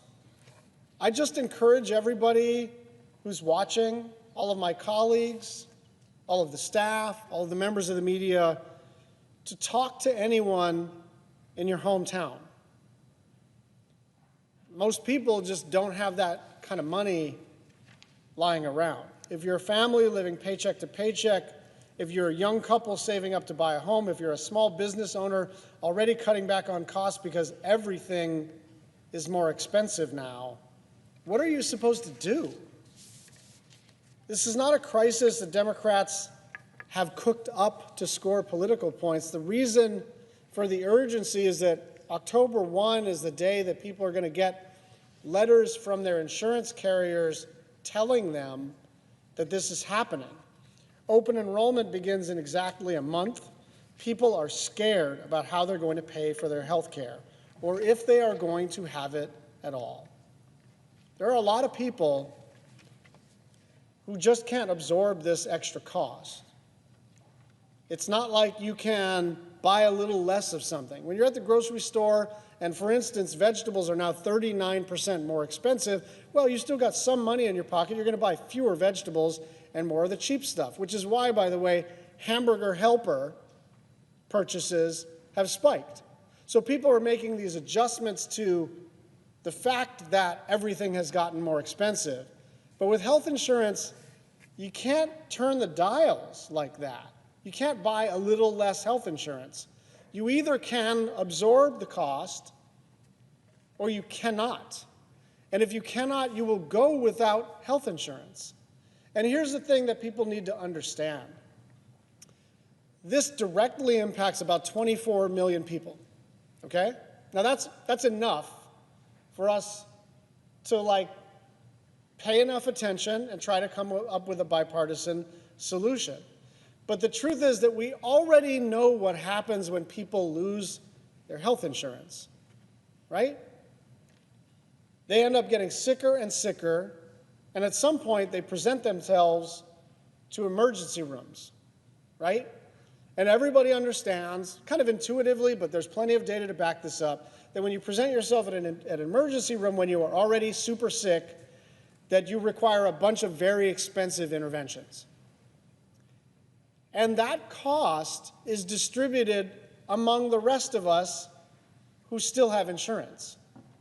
And so it's not just the 24 million Americans who are going to pay more for health insurance and some number of millions of those Americans who are just not going to have insurance at all. It's also a mathematical certainty that the increased stupidity of the system, the increased extent to which the system now makes even less sense than it does already, we're all going to eat the cost, whether you're on the so-called exchange or not. Look, Republicans are in charge of Washington. We lost the election. Elections, consequences. I get it. When we had the trifecta, we did a bunch of things to reduce the price of prescription medicine, to build infrastructure, to fix the post office, to do the Respect for Marriage Act, to pass the Inflation Reduction Act. We did a bunch of stuff. And Republicans are doing a bunch of stuff. But we're trying to hand our Republican colleagues a lifeline because prices are going to spike everywhere. And I said this yesterday, and I mean this. If we were a little more cynical, we might just say, this is your problem, why don't you guys just stew in it? Because this is, frankly, electorally a very powerful issue. People are going to be really pissed when they get these letters in the mail. They really are.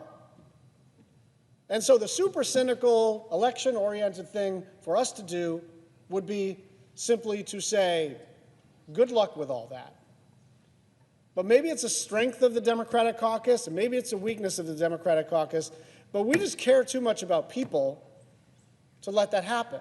And so we are simply asking, in the context of this shutdown, to jumpstart a negotiation about how to prevent a 114% increase in the cost of health care for 24 million Americans.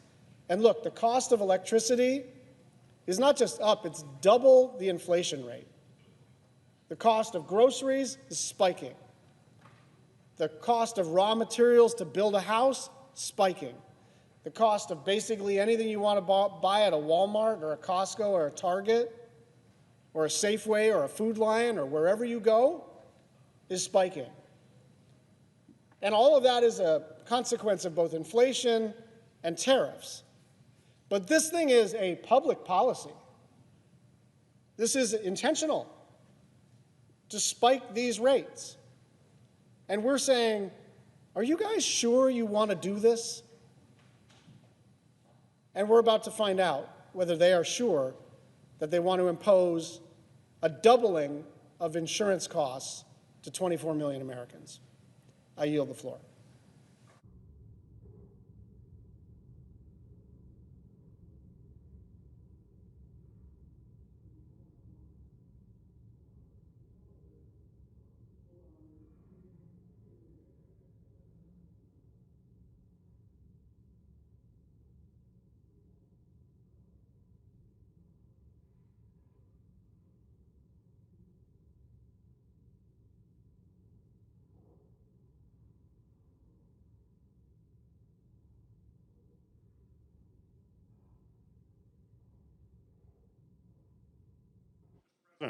Senator from Michigan. Mr. President, yesterday I came to the floor to warn that a critical cybersecurity protection that has been in place for a decade was set to run out and expire at the end of the fiscal year. I urge my colleagues to pass a bipartisan, clean, 10-year extension to keep these important national security protections in place. Unfortunately, one of my colleagues, just one of my colleagues objected, and as of midnight, they have now expired. As a result, we are without this critical line of defense. Our economy, our infrastructure, and our government is exposed. It is now going to be a more challenging effort to protect businesses and critical infrastructure against cyber attacks. At a time, Mr. President, when you know that our adversary attacks continue to grow more aggressive and more sophisticated. This law was passed with strong bipartisan support, and the support remains strong in both chambers. Even the Trump administration agrees, and the White House and the Department of Homeland Security support a 10-year extension and want to see this bill passed. For months, my colleagues and I have heard from a broad coalition of industry leaders who need the long-term certainty that a 10-year reauthorization provides, so we can protect our systems and they can protect their systems and customers. And that's why Senator Rounds and I introduced a clean, bipartisan 10-year extension all the way back in April. Every hour we delay is an open invitation to cyber criminals and hostile actors to attack our economy and our critical infrastructure. And I would urge my colleagues to put our national and economic security first and pass this clean, long-term extension. As if in legislative session and notwithstanding Rule 22, I ask unanimous consent that the Committee on Homeland Security and Government Affairs be discharged from further consideration of S. 1377 and the Senate proceed to its immediate consideration. That the bill be considered read a third time and passed, and the motion to reconsider be considered made and laid upon the table with no intervening action or debate. Is there objection? Mr. President. Senator from Oklahoma. Reserving the right to object. As Mr. President, as you know, the CISA reauthorization is also included in the clean CR that we're also trying to be able to pass with this continuing resolution. On behalf of Chairman Paul, he has asked me to be able to come and object. So I object. Heard. President. Senator from Michigan. Mr. President, the CR has not passed. We are now vulnerable right now. As my colleague from Oklahoma knows, we are now vulnerable. I do not know when that continuing resolution will pass. Every day that goes by, we are susceptible to a cyber attack. Who is going to answer for that when it occurs? Because we did not act here. And we also know that even if the CR were to pass, it's a couple months. We need to have long-term certainty. That's what we've been hearing from all of the folks in the cybersecurity industry. It's why the Trump administration is saying we need to pass a 10-year extension and we need to do it now. It's why members in the House, both Democrats and Republicans, overwhelming support there. There's overwhelming support in this chamber right now. I assume if we had a vote today, it would be overwhelmingly passed. Why do we risk the security of our country from cyber attacks? Why don't we pass common sense legislation? That's what the Senate should do. I know we have issues that we debate all the time, but when there's overwhelming support and the threats to our country are imminent, we should act. And when we don't act, we fail the American people. Senator from Oklahoma. I know of no other further debate on the question. Is there further debate? If not, the question occurs on the nomination. Is there a sufficient second? There appears to be. Clerk, call the roll. Ms. Alsobrooks, Ms. Baldwin, Mr. Banks, Mr. Barrasso, Mr. Bennett, Mrs. Blackburn, Mr. Blumenthal, Ms. Blunt-Rochester, Mr. Booker, Mr. Bozeman, Mrs. Britt, Mr. Budd, Ms. Cantwell, Mrs. Capito, Mr. Cassidy, Ms. Collins, Mr. Coons, Mr. Cornyn, Ms. Cortez Masto, Mr. Cotton, Mr. Kramer, Mr. Crapo, Mr. Cruz, Mr. Curtis, Mr. Daines, Ms. Duckworth, Mr. Durbin, Ms. Ernst, Mr. Fetterman, Mrs. Fisher, Mr. Gallego, Mrs. Gillibrand, Mr. Graham, Mr. Grassley, Mr. Haggerty, Ms. Hassan, Mr. Hawley, Mr. Heinrich, Mr. Hickenlooper, Ms. Hirono, Mr. Hoven, Mr. Husted, Mrs. Hyde-Smith, Mr. Johnson, Mr. Justice, Mr. Kane, Mr. Kelly, Mr. Kennedy, Mr. Kim, Mr. King, Ms. Klobuchar, Mr. Langford.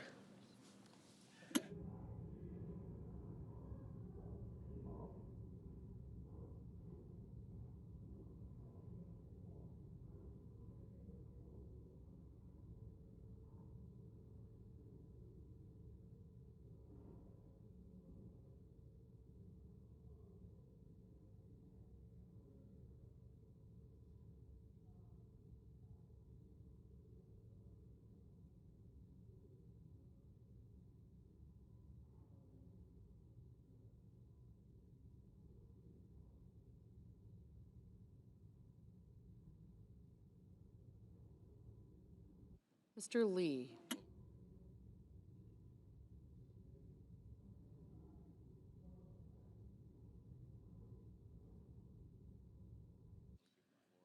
Mr. Lujan.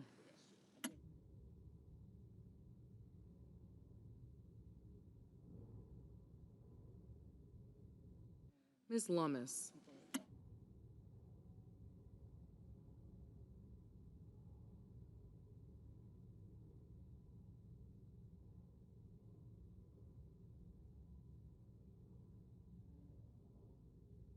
Mr. Markey.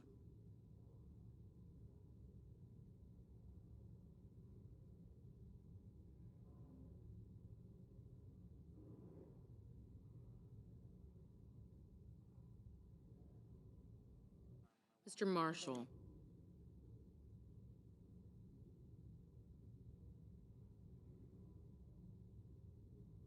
Mr. McConnell.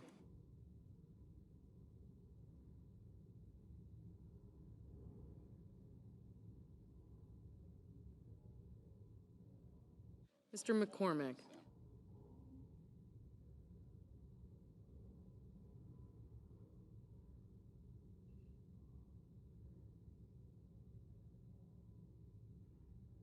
Mr. Merkley.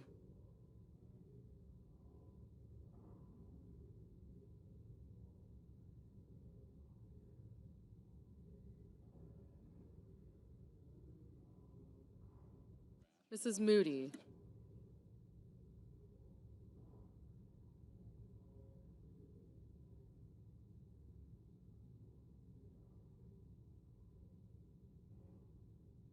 Mr. Moran.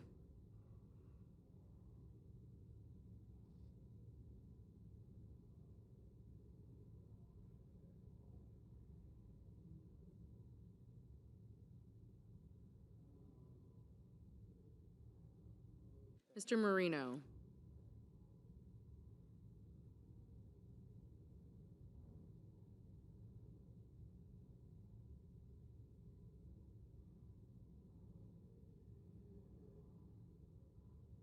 Mr. Mullen.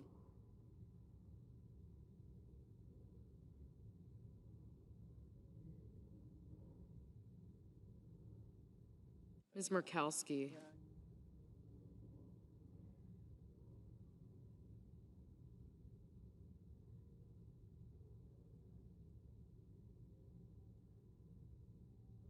Mr. Murphy.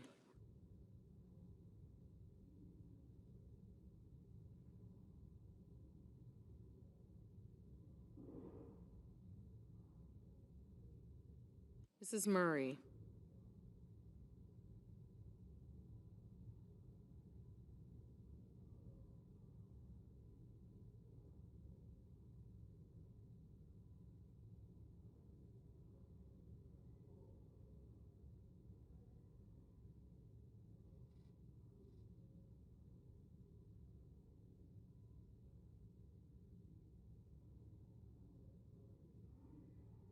Mr. Ossoff.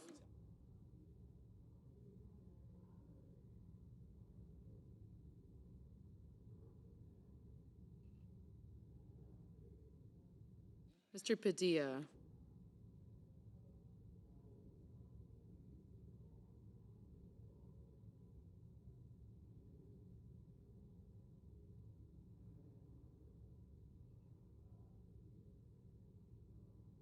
Mr. Paul.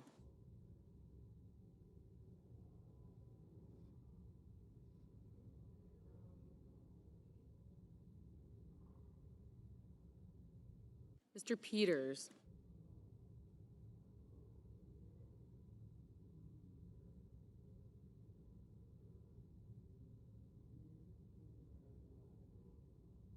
Mr. Reed.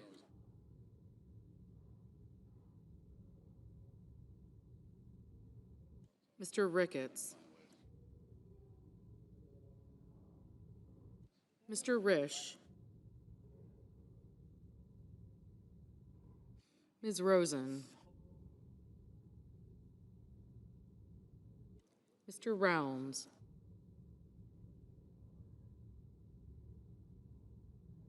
Mr. Sanders.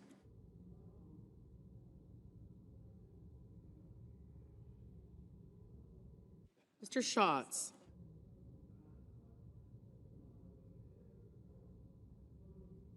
Mr. Schiff.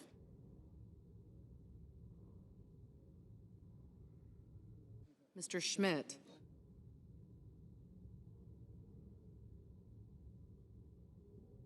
Mr. Schumer.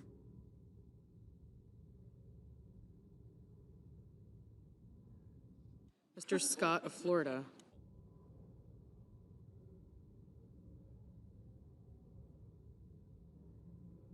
Mr. Scott of South Carolina. Mrs. Shaheen. Mr. Sheehy. Ms. Slotkin.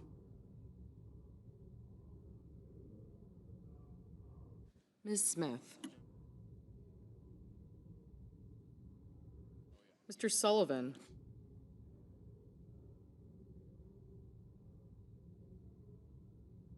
Mr. Thune. Mr. Tillis.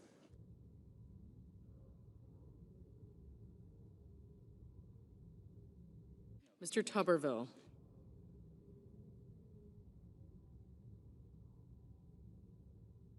Mr. Van Hollen.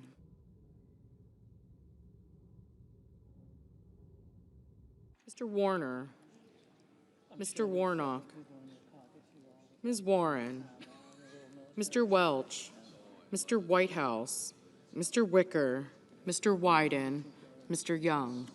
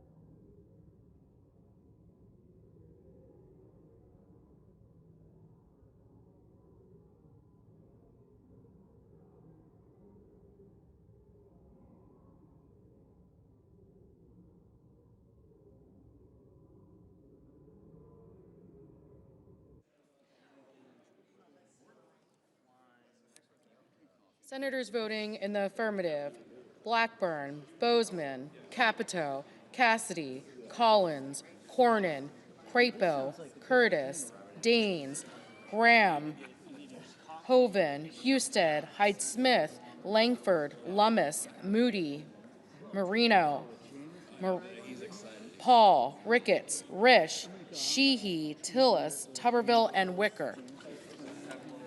Mrs. Fisher, aye. Mr. Marshall, aye. Senators voting in the negative: Baldwin, Cortez Masto, Duckworth, Hassan, Kane, Kim, Merkley, Murphy, Murray, Ossoff, Padilla, Schiff, Warren, and Whitehouse. Mr. Welch, no. Mr. Peters, no. Mr. Schmidt, aye.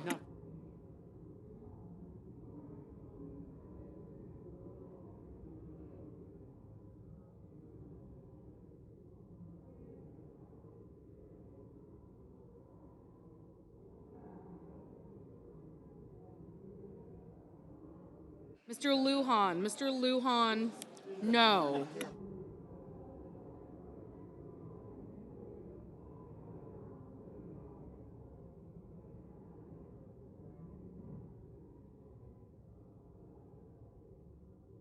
Ms. Hirono, no.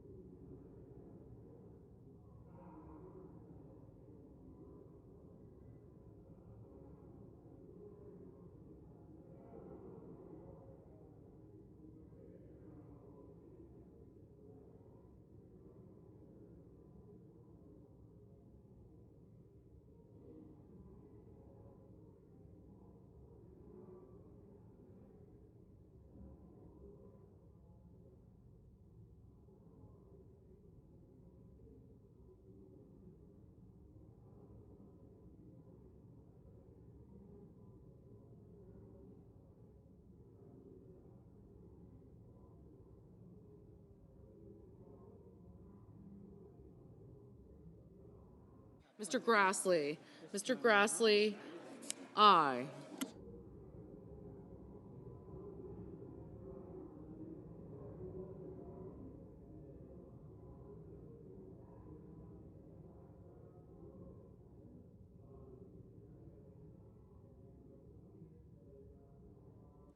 Mrs. Britt, aye.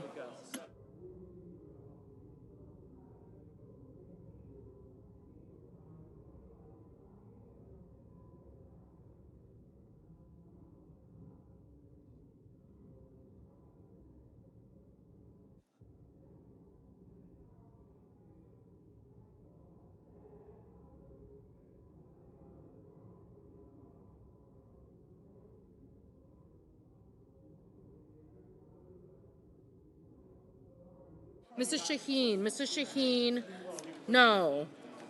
Mr. Cotton, aye. Ms. Ernst, aye. Mr. Sullivan, aye.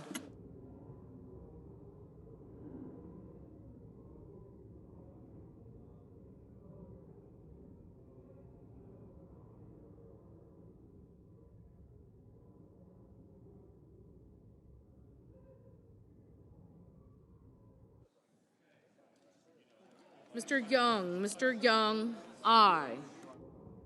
Mr. Kramer, aye.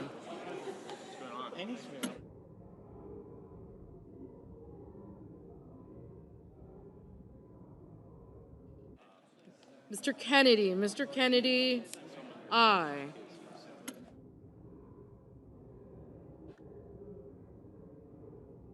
Mr. Scott of South Carolina, aye.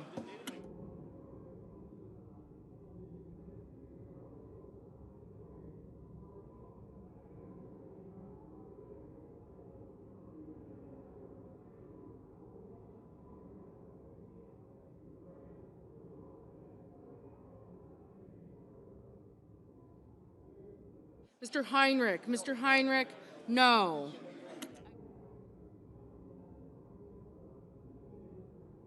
Mr. Fetterman, no. Mr. Barrasso, aye.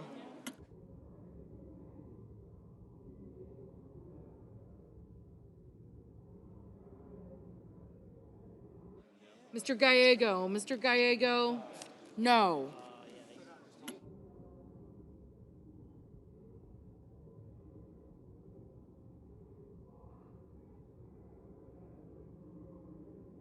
Mr. Durbin, no.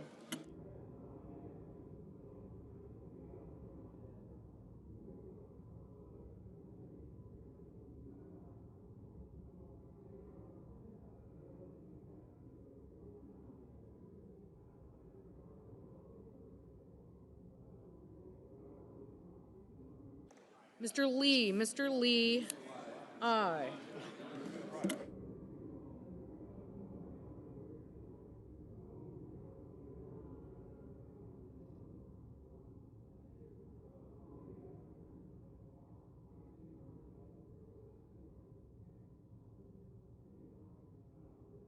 Mr. Wyden, no.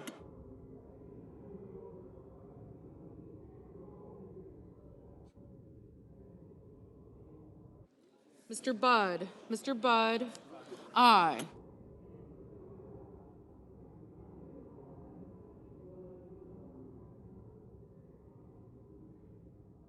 Mr. Banks, aye.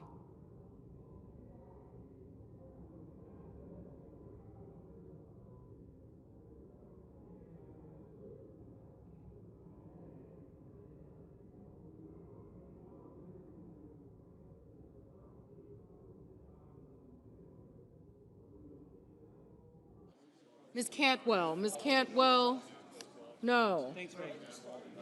Mr. Cruz, aye.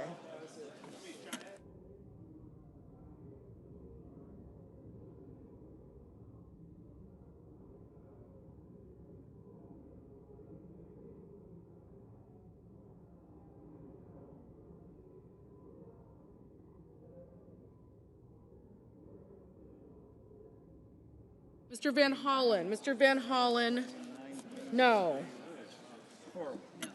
Ms. Also Brooks, no. Mr. Warnock, no. Mr. Mullen, aye. Mr. Scott of Florida, aye. Ms. Klobuchar, no. Ms. Murkowski, no. Mr. King, no.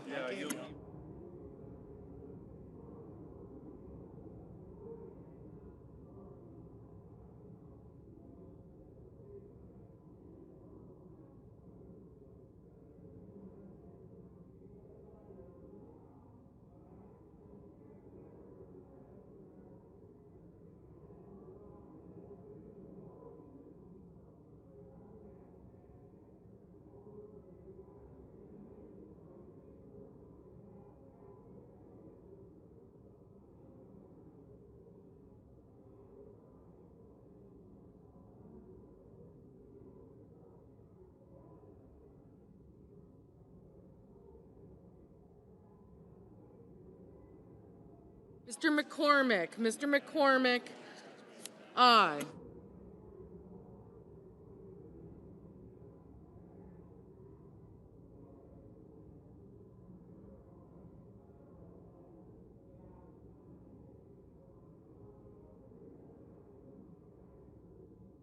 Mr. Blumenthal, no.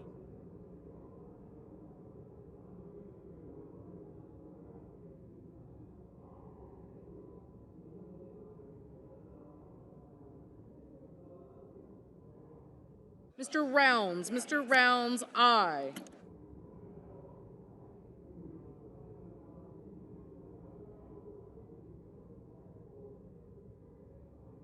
Mr. Moran, aye.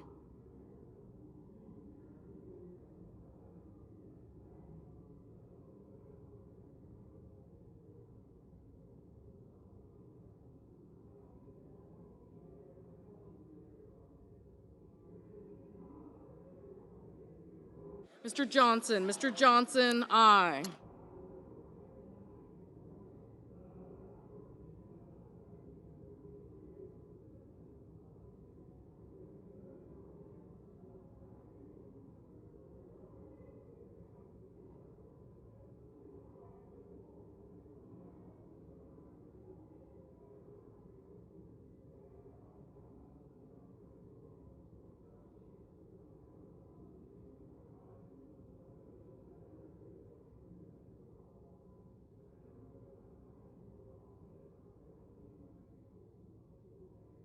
Mr. Thune. Mr. Thune, aye.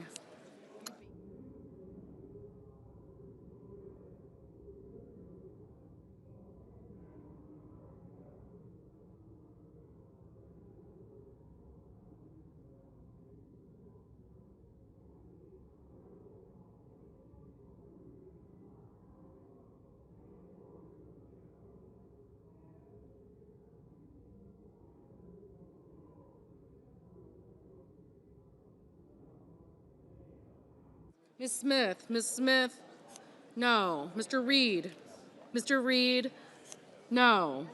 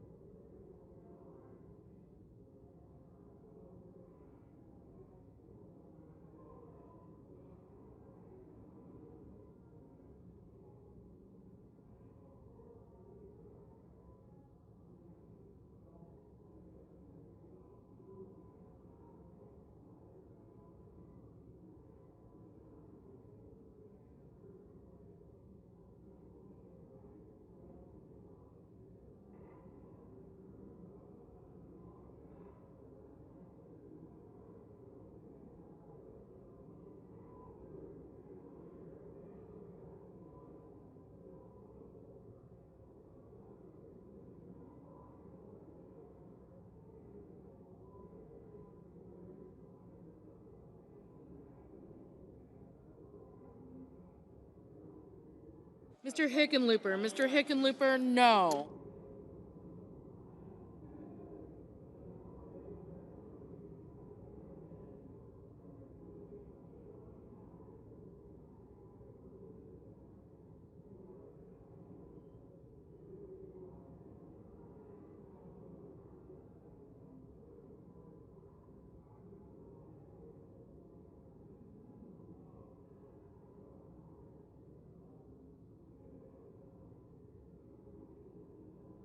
Mr. McConnell. Mr. McConnell, aye.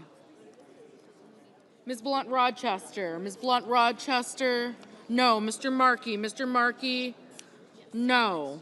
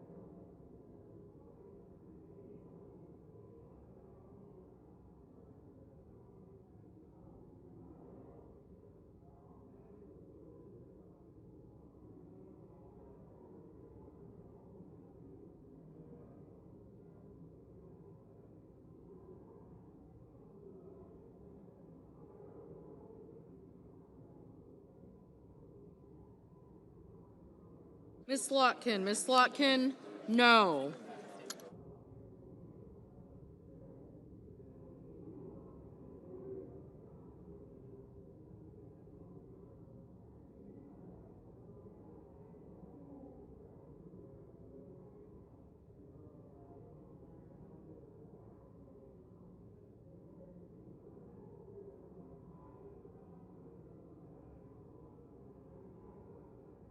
Mr. Haggerty, aye.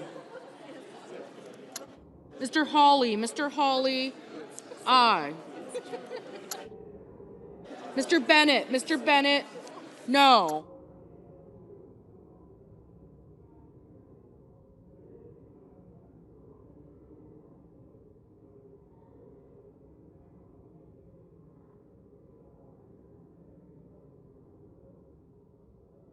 Mr. Justice, aye.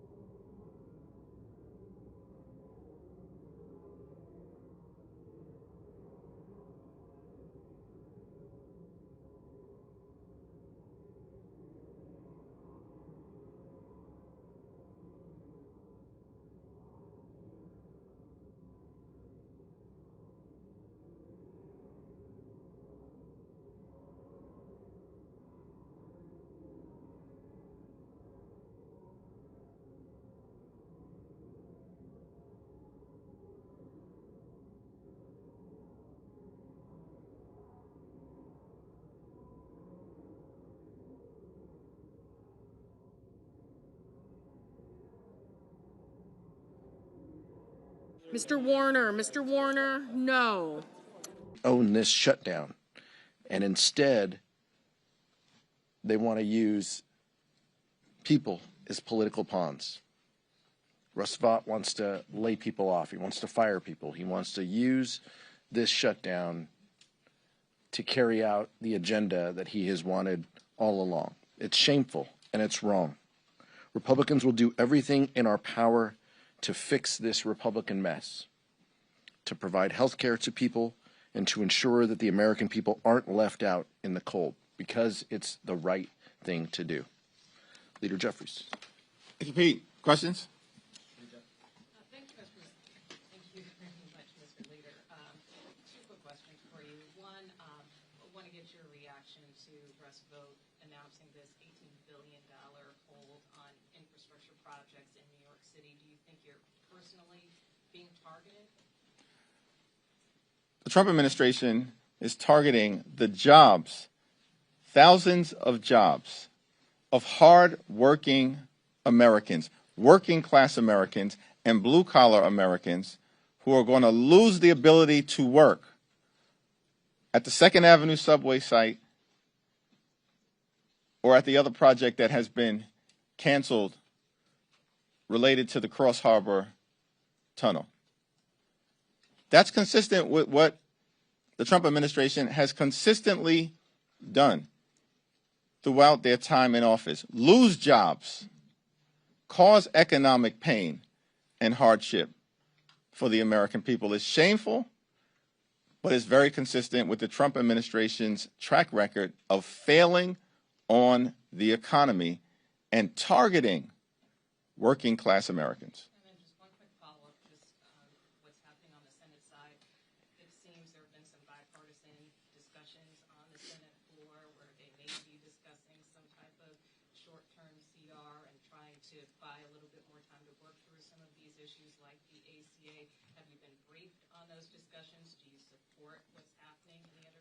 I haven't had a conversation with Leader Schumer about any developments on the Senate floor, but House Democrats and Senate Democrats remain consistent and in lockstep in defense of the health care of the American people, and that's not going to change. Good afternoon. Jared Golden, as you know, was the only Democrat on your side of the aisle who voted for the original CR. He just put out a statement, said that the Democratic opposition to that was, quote, driven by the demands of hardball politics, driven by left-wing groups to make a show of opposition to President Trump. That's a pretty harsh statement from one of your own members. Do you refute that? House Democrats have consistently made clear that we will sit down with anyone at any time and any place to enter into a bipartisan agreement that makes life better for the American people. We will not support a partisan Republican spending bill that continues to gut the health care of everyday Americans. Health care is not a partisan issue. It's not a partisan issue. It's an American issue. And when you strip away health care from everyday Americans, that impacts Democrats, independents, and Republicans alike. When you strip away health care from the American people, as Republicans have done and want to continue to do, you're impacting people in rural America, in urban America, in the heartland of America, from coast to coast, and all points in between. This is not a partisan issue. Defending access to health care that's affordable, standing up for hospitals and nursing homes and community-based health clinics, that's not partisan. That's as American as baseball, motherhood, and apple pie. But you must disagree with Mr. Golden. Question?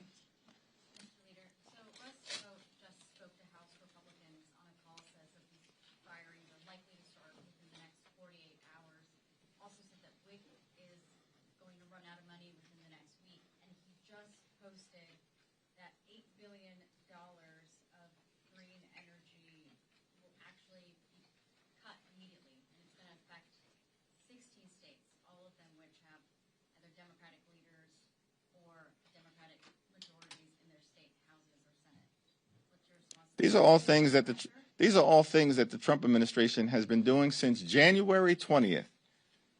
The mass firings of federal workers, Trump administration has been engaging in this since January 20th. Targeting the clean energy economy, Republicans have been doing that since January 20th and assaulted the clean energy economy and the creation of good-paying American jobs in their one big ugly bill. Trump administration has been killing jobs. This is a job-killing administration. Job creation is down, but you know what's up? Costs. They promised to lower costs on day one. Costs aren't going down. Costs are going up. Inflation is going up under the Trump administration. And one of the reasons why Democrats are fighting hard at this moment is because unless we extend the Affordable Care Act tax credits, more than 20 million Americans in a matter of days are about to experience the reality of dramatically increased premiums, copays, and deductibles. Many of them will experience medical bankruptcy as a result. That's why Democrats are fighting hard on behalf of everyday Americans. I'll yield to Catherine to talk about the WIC issue. But in every other shutdown that Republicans have caused, including in the 35-day shutdown that Donald Trump presided over in 2018 and 2019, funding for women, infants, and children, their health, their nutrition, and their well-being was maintained. It was maintained. In every other shutdown, the reason why the Trump administration is threatening now to cut funding for women, infants, and children is because they can't stand that program. They're on the side of their billionaire buddies. They've been running the largest pay-to-play scheme in American history. And Exhibit A of that was their one big ugly bill, which is now law. Largest cut to Medicaid in American history. And they stole food from the mouths of hungry children, women, veterans, and seniors, and all of this was done to provide massive tax breaks to their billionaire donors. We're fighting for the health care of the American people. They're fighting for their billionaire donors, their friends and family plan, which has been all about enriching the lifestyles of the rich and shameless from the very beginning of the Trump administration. So all this talk that we see right now, as if it has anything to do with the shutdown that Republicans have caused, no, it's their ideology. Cruelty is the point when it comes to the Republican Party. Are they really expecting us to believe that the strategy that they are employing, that they're already making life in this country for working Americans harder and more expensive, that the answer is you shut down government and make life harder and more expensive? That is insane. But that is the argument that they're putting out there. And we just have to base this in reality and facts. They want to talk now about the WIC program. You want to talk now about pregnant women and newborns when 40% of births in this country are covered by Medicaid. They want to say to pregnant women who in a third of the counties, because of their policies, no longer have access to OBGYNs, no longer have access to safe prenatal care and delivery. Now we care about you. Women of America understand exactly how they feel about us and our children. The moms that I've been talking to are so scared they may not be able to get the Medicaid funding they need. We heard from Teresa yesterday, who talked about her 2 autistic sons. She's a single mom. She had to quit her job in order to care for them full time. Without Medicaid, she has no idea what she will do. And these stories are repeated over and over in my own district. A young adult named Sydney, her mom wrote to me and said she has such profound disabilities, but Medicaid is connecting her to the world through cochlear implants, through medication, for medication that she needs not only to survive, but to have some connection, which she has found through what she has been able to restore of her hearing to music. Without Medicaid, there is no plan B for these moms and for their children. So you can save it. You can save it, Speaker Johnson, that now you are coming in and that you care about feeding hungry children, that you care that they have what they need for preventative health care, that you care about pregnant women and that they can have a safe and healthy delivery for their children. Spare us.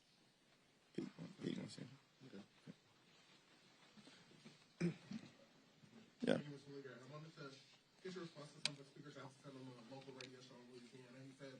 The shutdown gives Republicans an opportunity to eliminate bloated, unnecessary federal programs that they'd like to vote down but don't have the votes in the Senate. Quote, very harm to real Americans, but ultimately could be a benefit to the country for taxpayers if in this process we can get rid of some of the government back. What's your response to the Speaker? Everything that Donald Trump has said about the government shutting down, everything that Mike Johnson has said about the government shutting down, everything that the Trump administration has said about the government shutting down confirms the fact that Republicans are delighted to have shut down the government. Why? Because they want to continue to hurt everyday Americans. They want to continue to hurt children and families and women and hard-working American taxpayers.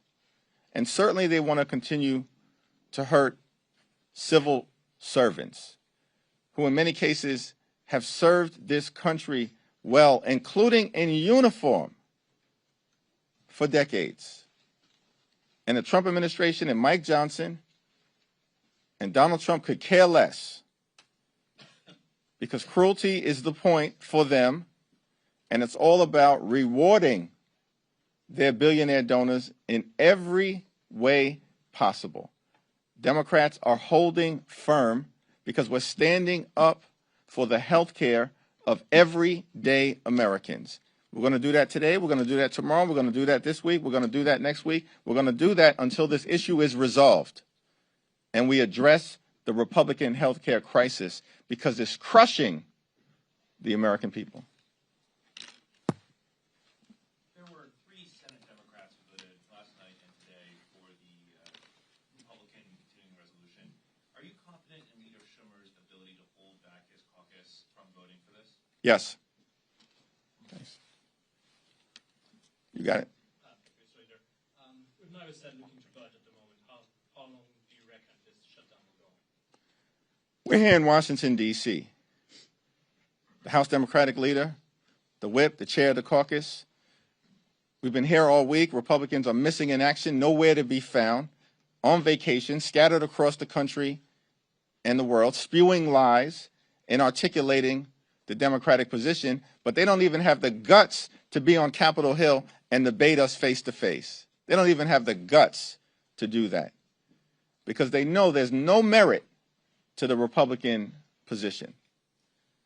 And it's one of the reasons why, subsequent to that White House meeting, it's been radio silence from the Republicans. Do you think this will go longer than the previous shutdown, though?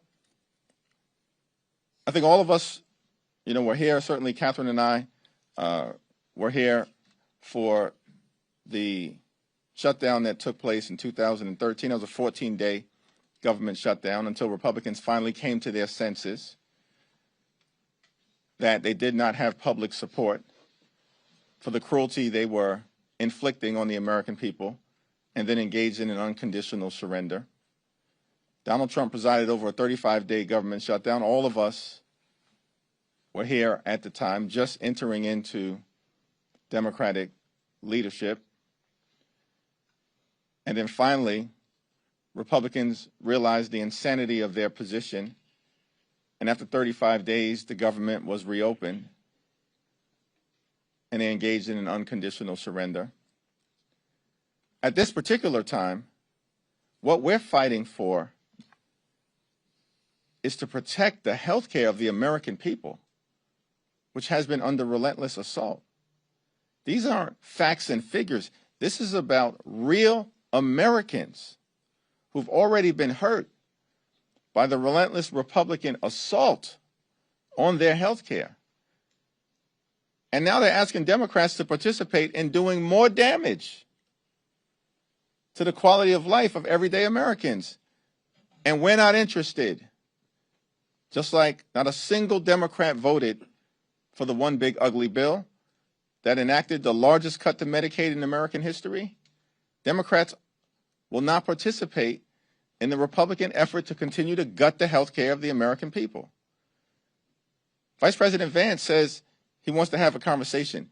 We're ready to have a conversation with any high-level member of the Trump administration. They just have to be prepared to act in good faith. Not to talk about it, but to be about it, which means canceling the cuts, lowering the costs, saving the health care of the American people. Let me let Pete Aguilar get in. The American people are focused on this. They support our efforts to protect their health care funding. While J.D. Vance continues to spew lies, while Republicans are scattered across the country, we're here. As the leader mentioned, we're here ready to negotiate, ready to discuss and debate, how we get out of this shutdown. This is a Republican-led shutdown, all because they have an inability to deal with the healthcare crisis and the affordability crisis that Americans are going through. That's what this is about. And the American people are supportive of this, and it's a shame that they continue to use every lever they can to extract pain. But to your question, Nicole, infrastructure jobs being affected, thousands of people potentially laid off. I'm guessing a lot of those people might live in New Jersey too. A lot of those workers who could be laid off. And folks in New Jersey will have a choice in 30 days. Do they want someone running for governor who supports Donald Trump, who supports delaying these infrastructure projects, or do they not? Those are some choices that employees will have to make and that working families will have to make. And I trust that they're going to make the right decision. The Supreme Court last week greenlit Trump's pocket position. How do you approach negotiations, not just now, but in the appropriations process overall, when the executive has essentially permission to impound the funds that Congress is appropriating? It's a very important question, and the appropriations effort is being led in an incredible way on our side by Rosa DeLauro, partnering with Patty Murray on the Senate side. And House and Senate Democrats have been clear, including in our conversation with President Trump on Monday, that we want to reach an agreement in good faith to make sure that the government is funded and that we do it in a way that lifts up the quality of life of the American people.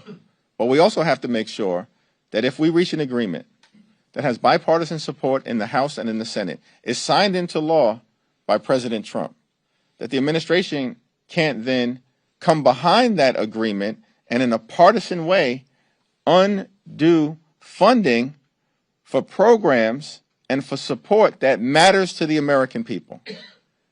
And we've articulated that to them very clearly, and also laid out that in the Democratic continuing resolution that would keep the government open for 30 days, that resolution can be passed right now. The reason why Republicans consistently have voted it down is because the Democratic spending bill actually supports the health care of the American people, and Republicans are consistently voting to undermine the health care of the American people. Yep. Yep. This is just the first day of the shutdown, but I'm curious how you're thinking about its impact on the midterms. We are not thinking about its impact on the midterm elections. How much of this is about showing not just your voters, but the public, that you guys are willing to stand up to President Trump, the administration, and the sort of abnormalities of his governance versus just the narrow demands about ACA subsidies and Medicaid funding? I would disagree with the premise of that question. The health care of the American people is not a narrow demand. It's central to their quality of life. Mike Johnson in the Oval Office meeting kept saying that health care is an extraneous issue. And I had to make clear, excuse me, the health care of the American people is not an extraneous issue. It's central to their quality of life. Central to their quality of life.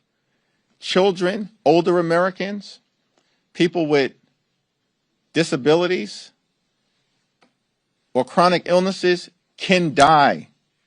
Here in America, the wealthiest country in the history of the world, in the absence of everyday Americans having access to the health care that they need and deserve. The health care of the American people is central. Now, there are a lot of other challenges that we have to confront with the Trump administration, including, of course, its assault on the economy and the failure of Donald Trump and Republicans to actually lower the high cost of living. But that cost of living challenge is also central to the fight that we are having right now on Capitol Hill. Because healthcare premiums, copays, and deductibles are about to dramatically increase for tens of millions of Americans of every race and every region and every religion in this country. It's going to dramatically increase in an environment where America is already too expensive. And we can't allow that to happen. And time has run out in terms of Congress taking the steps necessary to extend the Affordable Care Act tax credits. Republicans keep delaying and delaying and delaying. Why? Because they don't want to provide affordable and accessible and high-quality health care to the American people. That's the Republican position, and it's been that way for a long period of time. It's the reason why we can't simply agree to have a conversation with the Trump administration or Republicans about the Affordable Care Act. Because why in the world would we trust these people, particularly as it relates to the Affordable Care Act, when they've been obsessed with killing Obamacare for the last 15 years? And because the American people have aggressively pushed back, they failed repeatedly. But that hasn't stopped them from continuing to try. Thank you, just curious, you mentioned the words unconditional surrender earlier. Is that what it would take to end this shutdown? Is it the Democrats' funding version or nothing? And I know there was a Times Siena poll released a couple days ago that said Democratic voters don't want Democrats to participate in a shutdown. Do you have the support from constituents for a prolonged shutdown, if that's what it takes? We have support from the American people as it relates to defending their health care. I mentioned the words unconditional surrender in the context of taking us down memory lane related to what happened in 2013, what happened in the 1990s, and what happened in 2018 and 2019. We're not interested in achieving any political result here.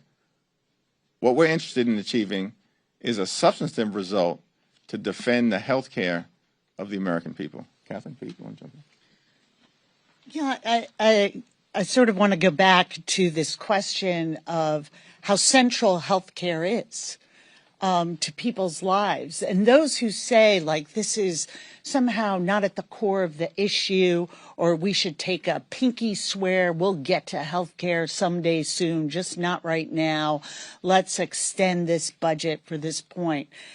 Maybe they've had the privilege of never having that taste of fear in your mouth because you simply cannot afford to get your sick child the care they need. That you are so scared that your spouse, your loved one, may not be able to continue their cancer treatments and may die because they can't afford the premiums. These are real life issues. And we are worried about all the cost of living, whether it's housing, utility bills, grocery bills. But healthcare is one that connects us.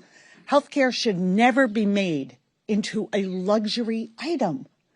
And the American people were not having an easy time accessing healthcare before these cuts. This was not a system that worked well for people.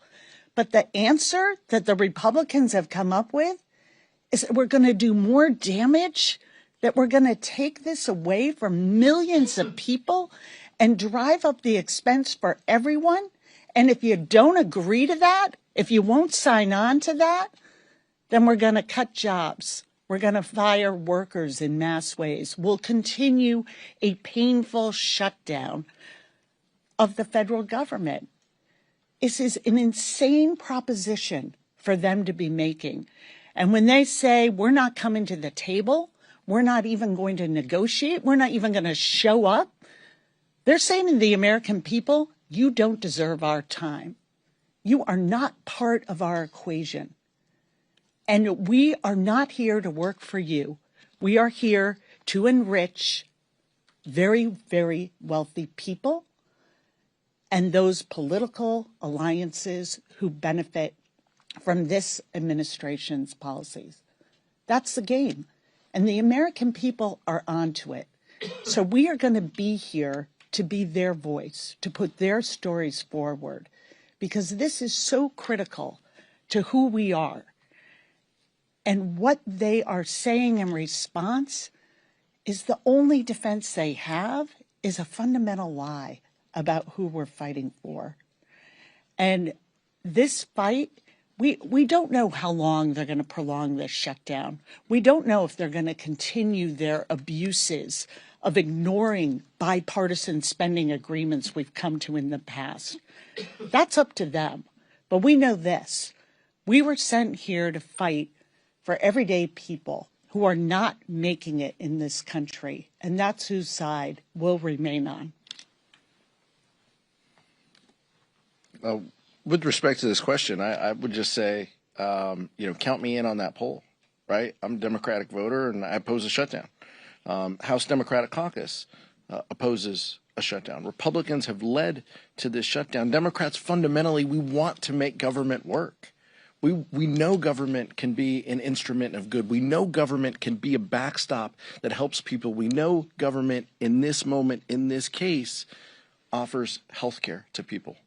That's why we're here. That's the importance of keeping government open. That's why we're fighting.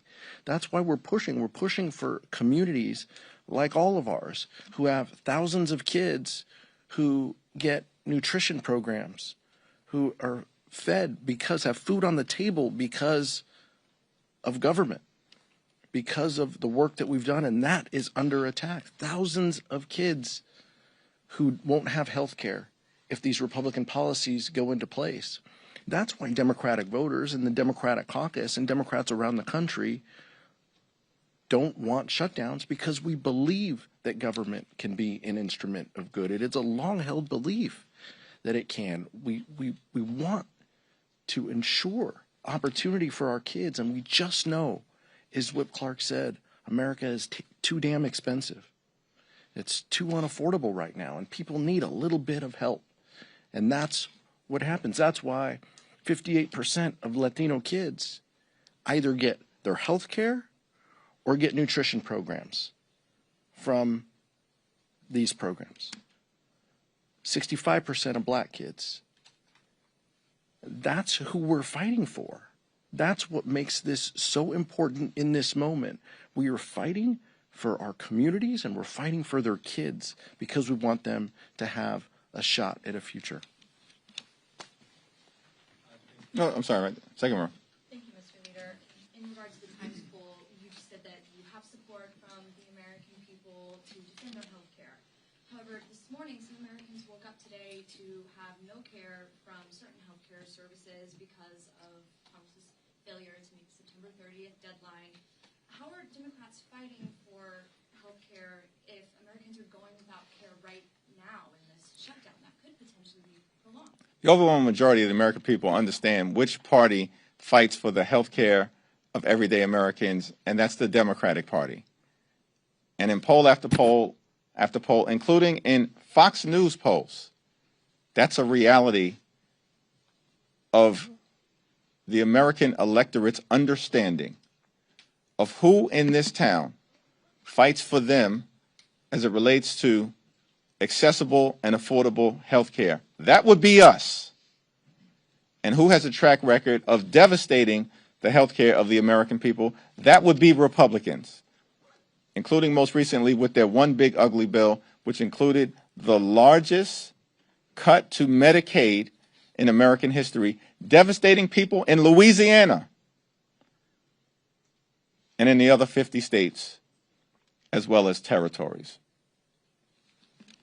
Second row. Leader Jeffries, thank you.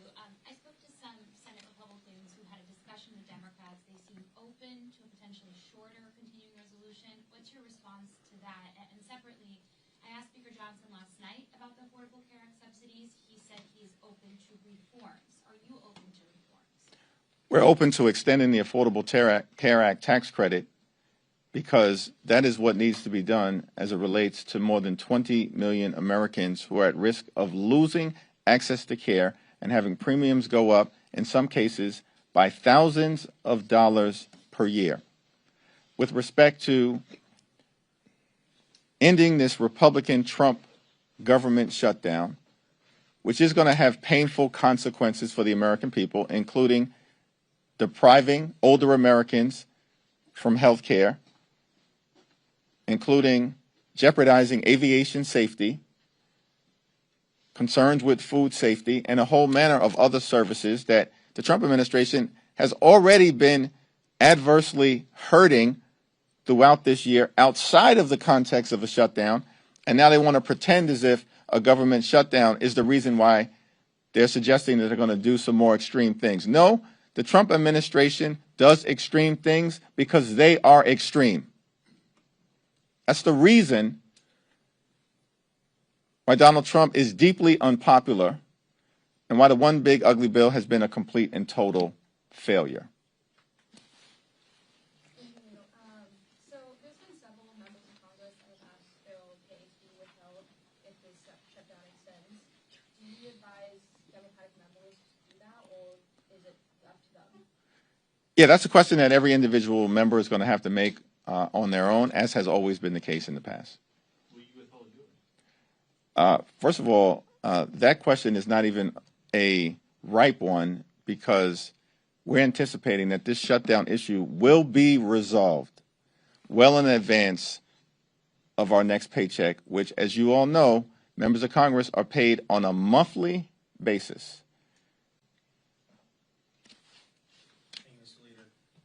One of the talking points Republicans keep going to about this shutdown is they say the only reason this isn't a repeat of what happened in March with regards to the Senate is that Leader Schumer is afraid of your New York colleague, Congresswoman Ocasio-Cortez. What's your response to that? Leader Schumer has taken a principled position, as has every single Democrat in the House and the Senate, related to opposing a partisan Republican spending bill that continues to gut the health care of the American people, and we want no part of it. Because the Trump administration has already done tremendous damage to the health, the safety, and the economic well-being of everyday Americans. We just need sensible Republicans to be willing to sit down and have a conversation with all of us that can include the administration about reaching a good faith agreement to reopen the government, to enact a spending bill that actually improves the quality of life of the American people and that addresses the painful, harmful, outrageous, and out of control Republican health care crisis that has been visited on the American people throughout this year. Thank you.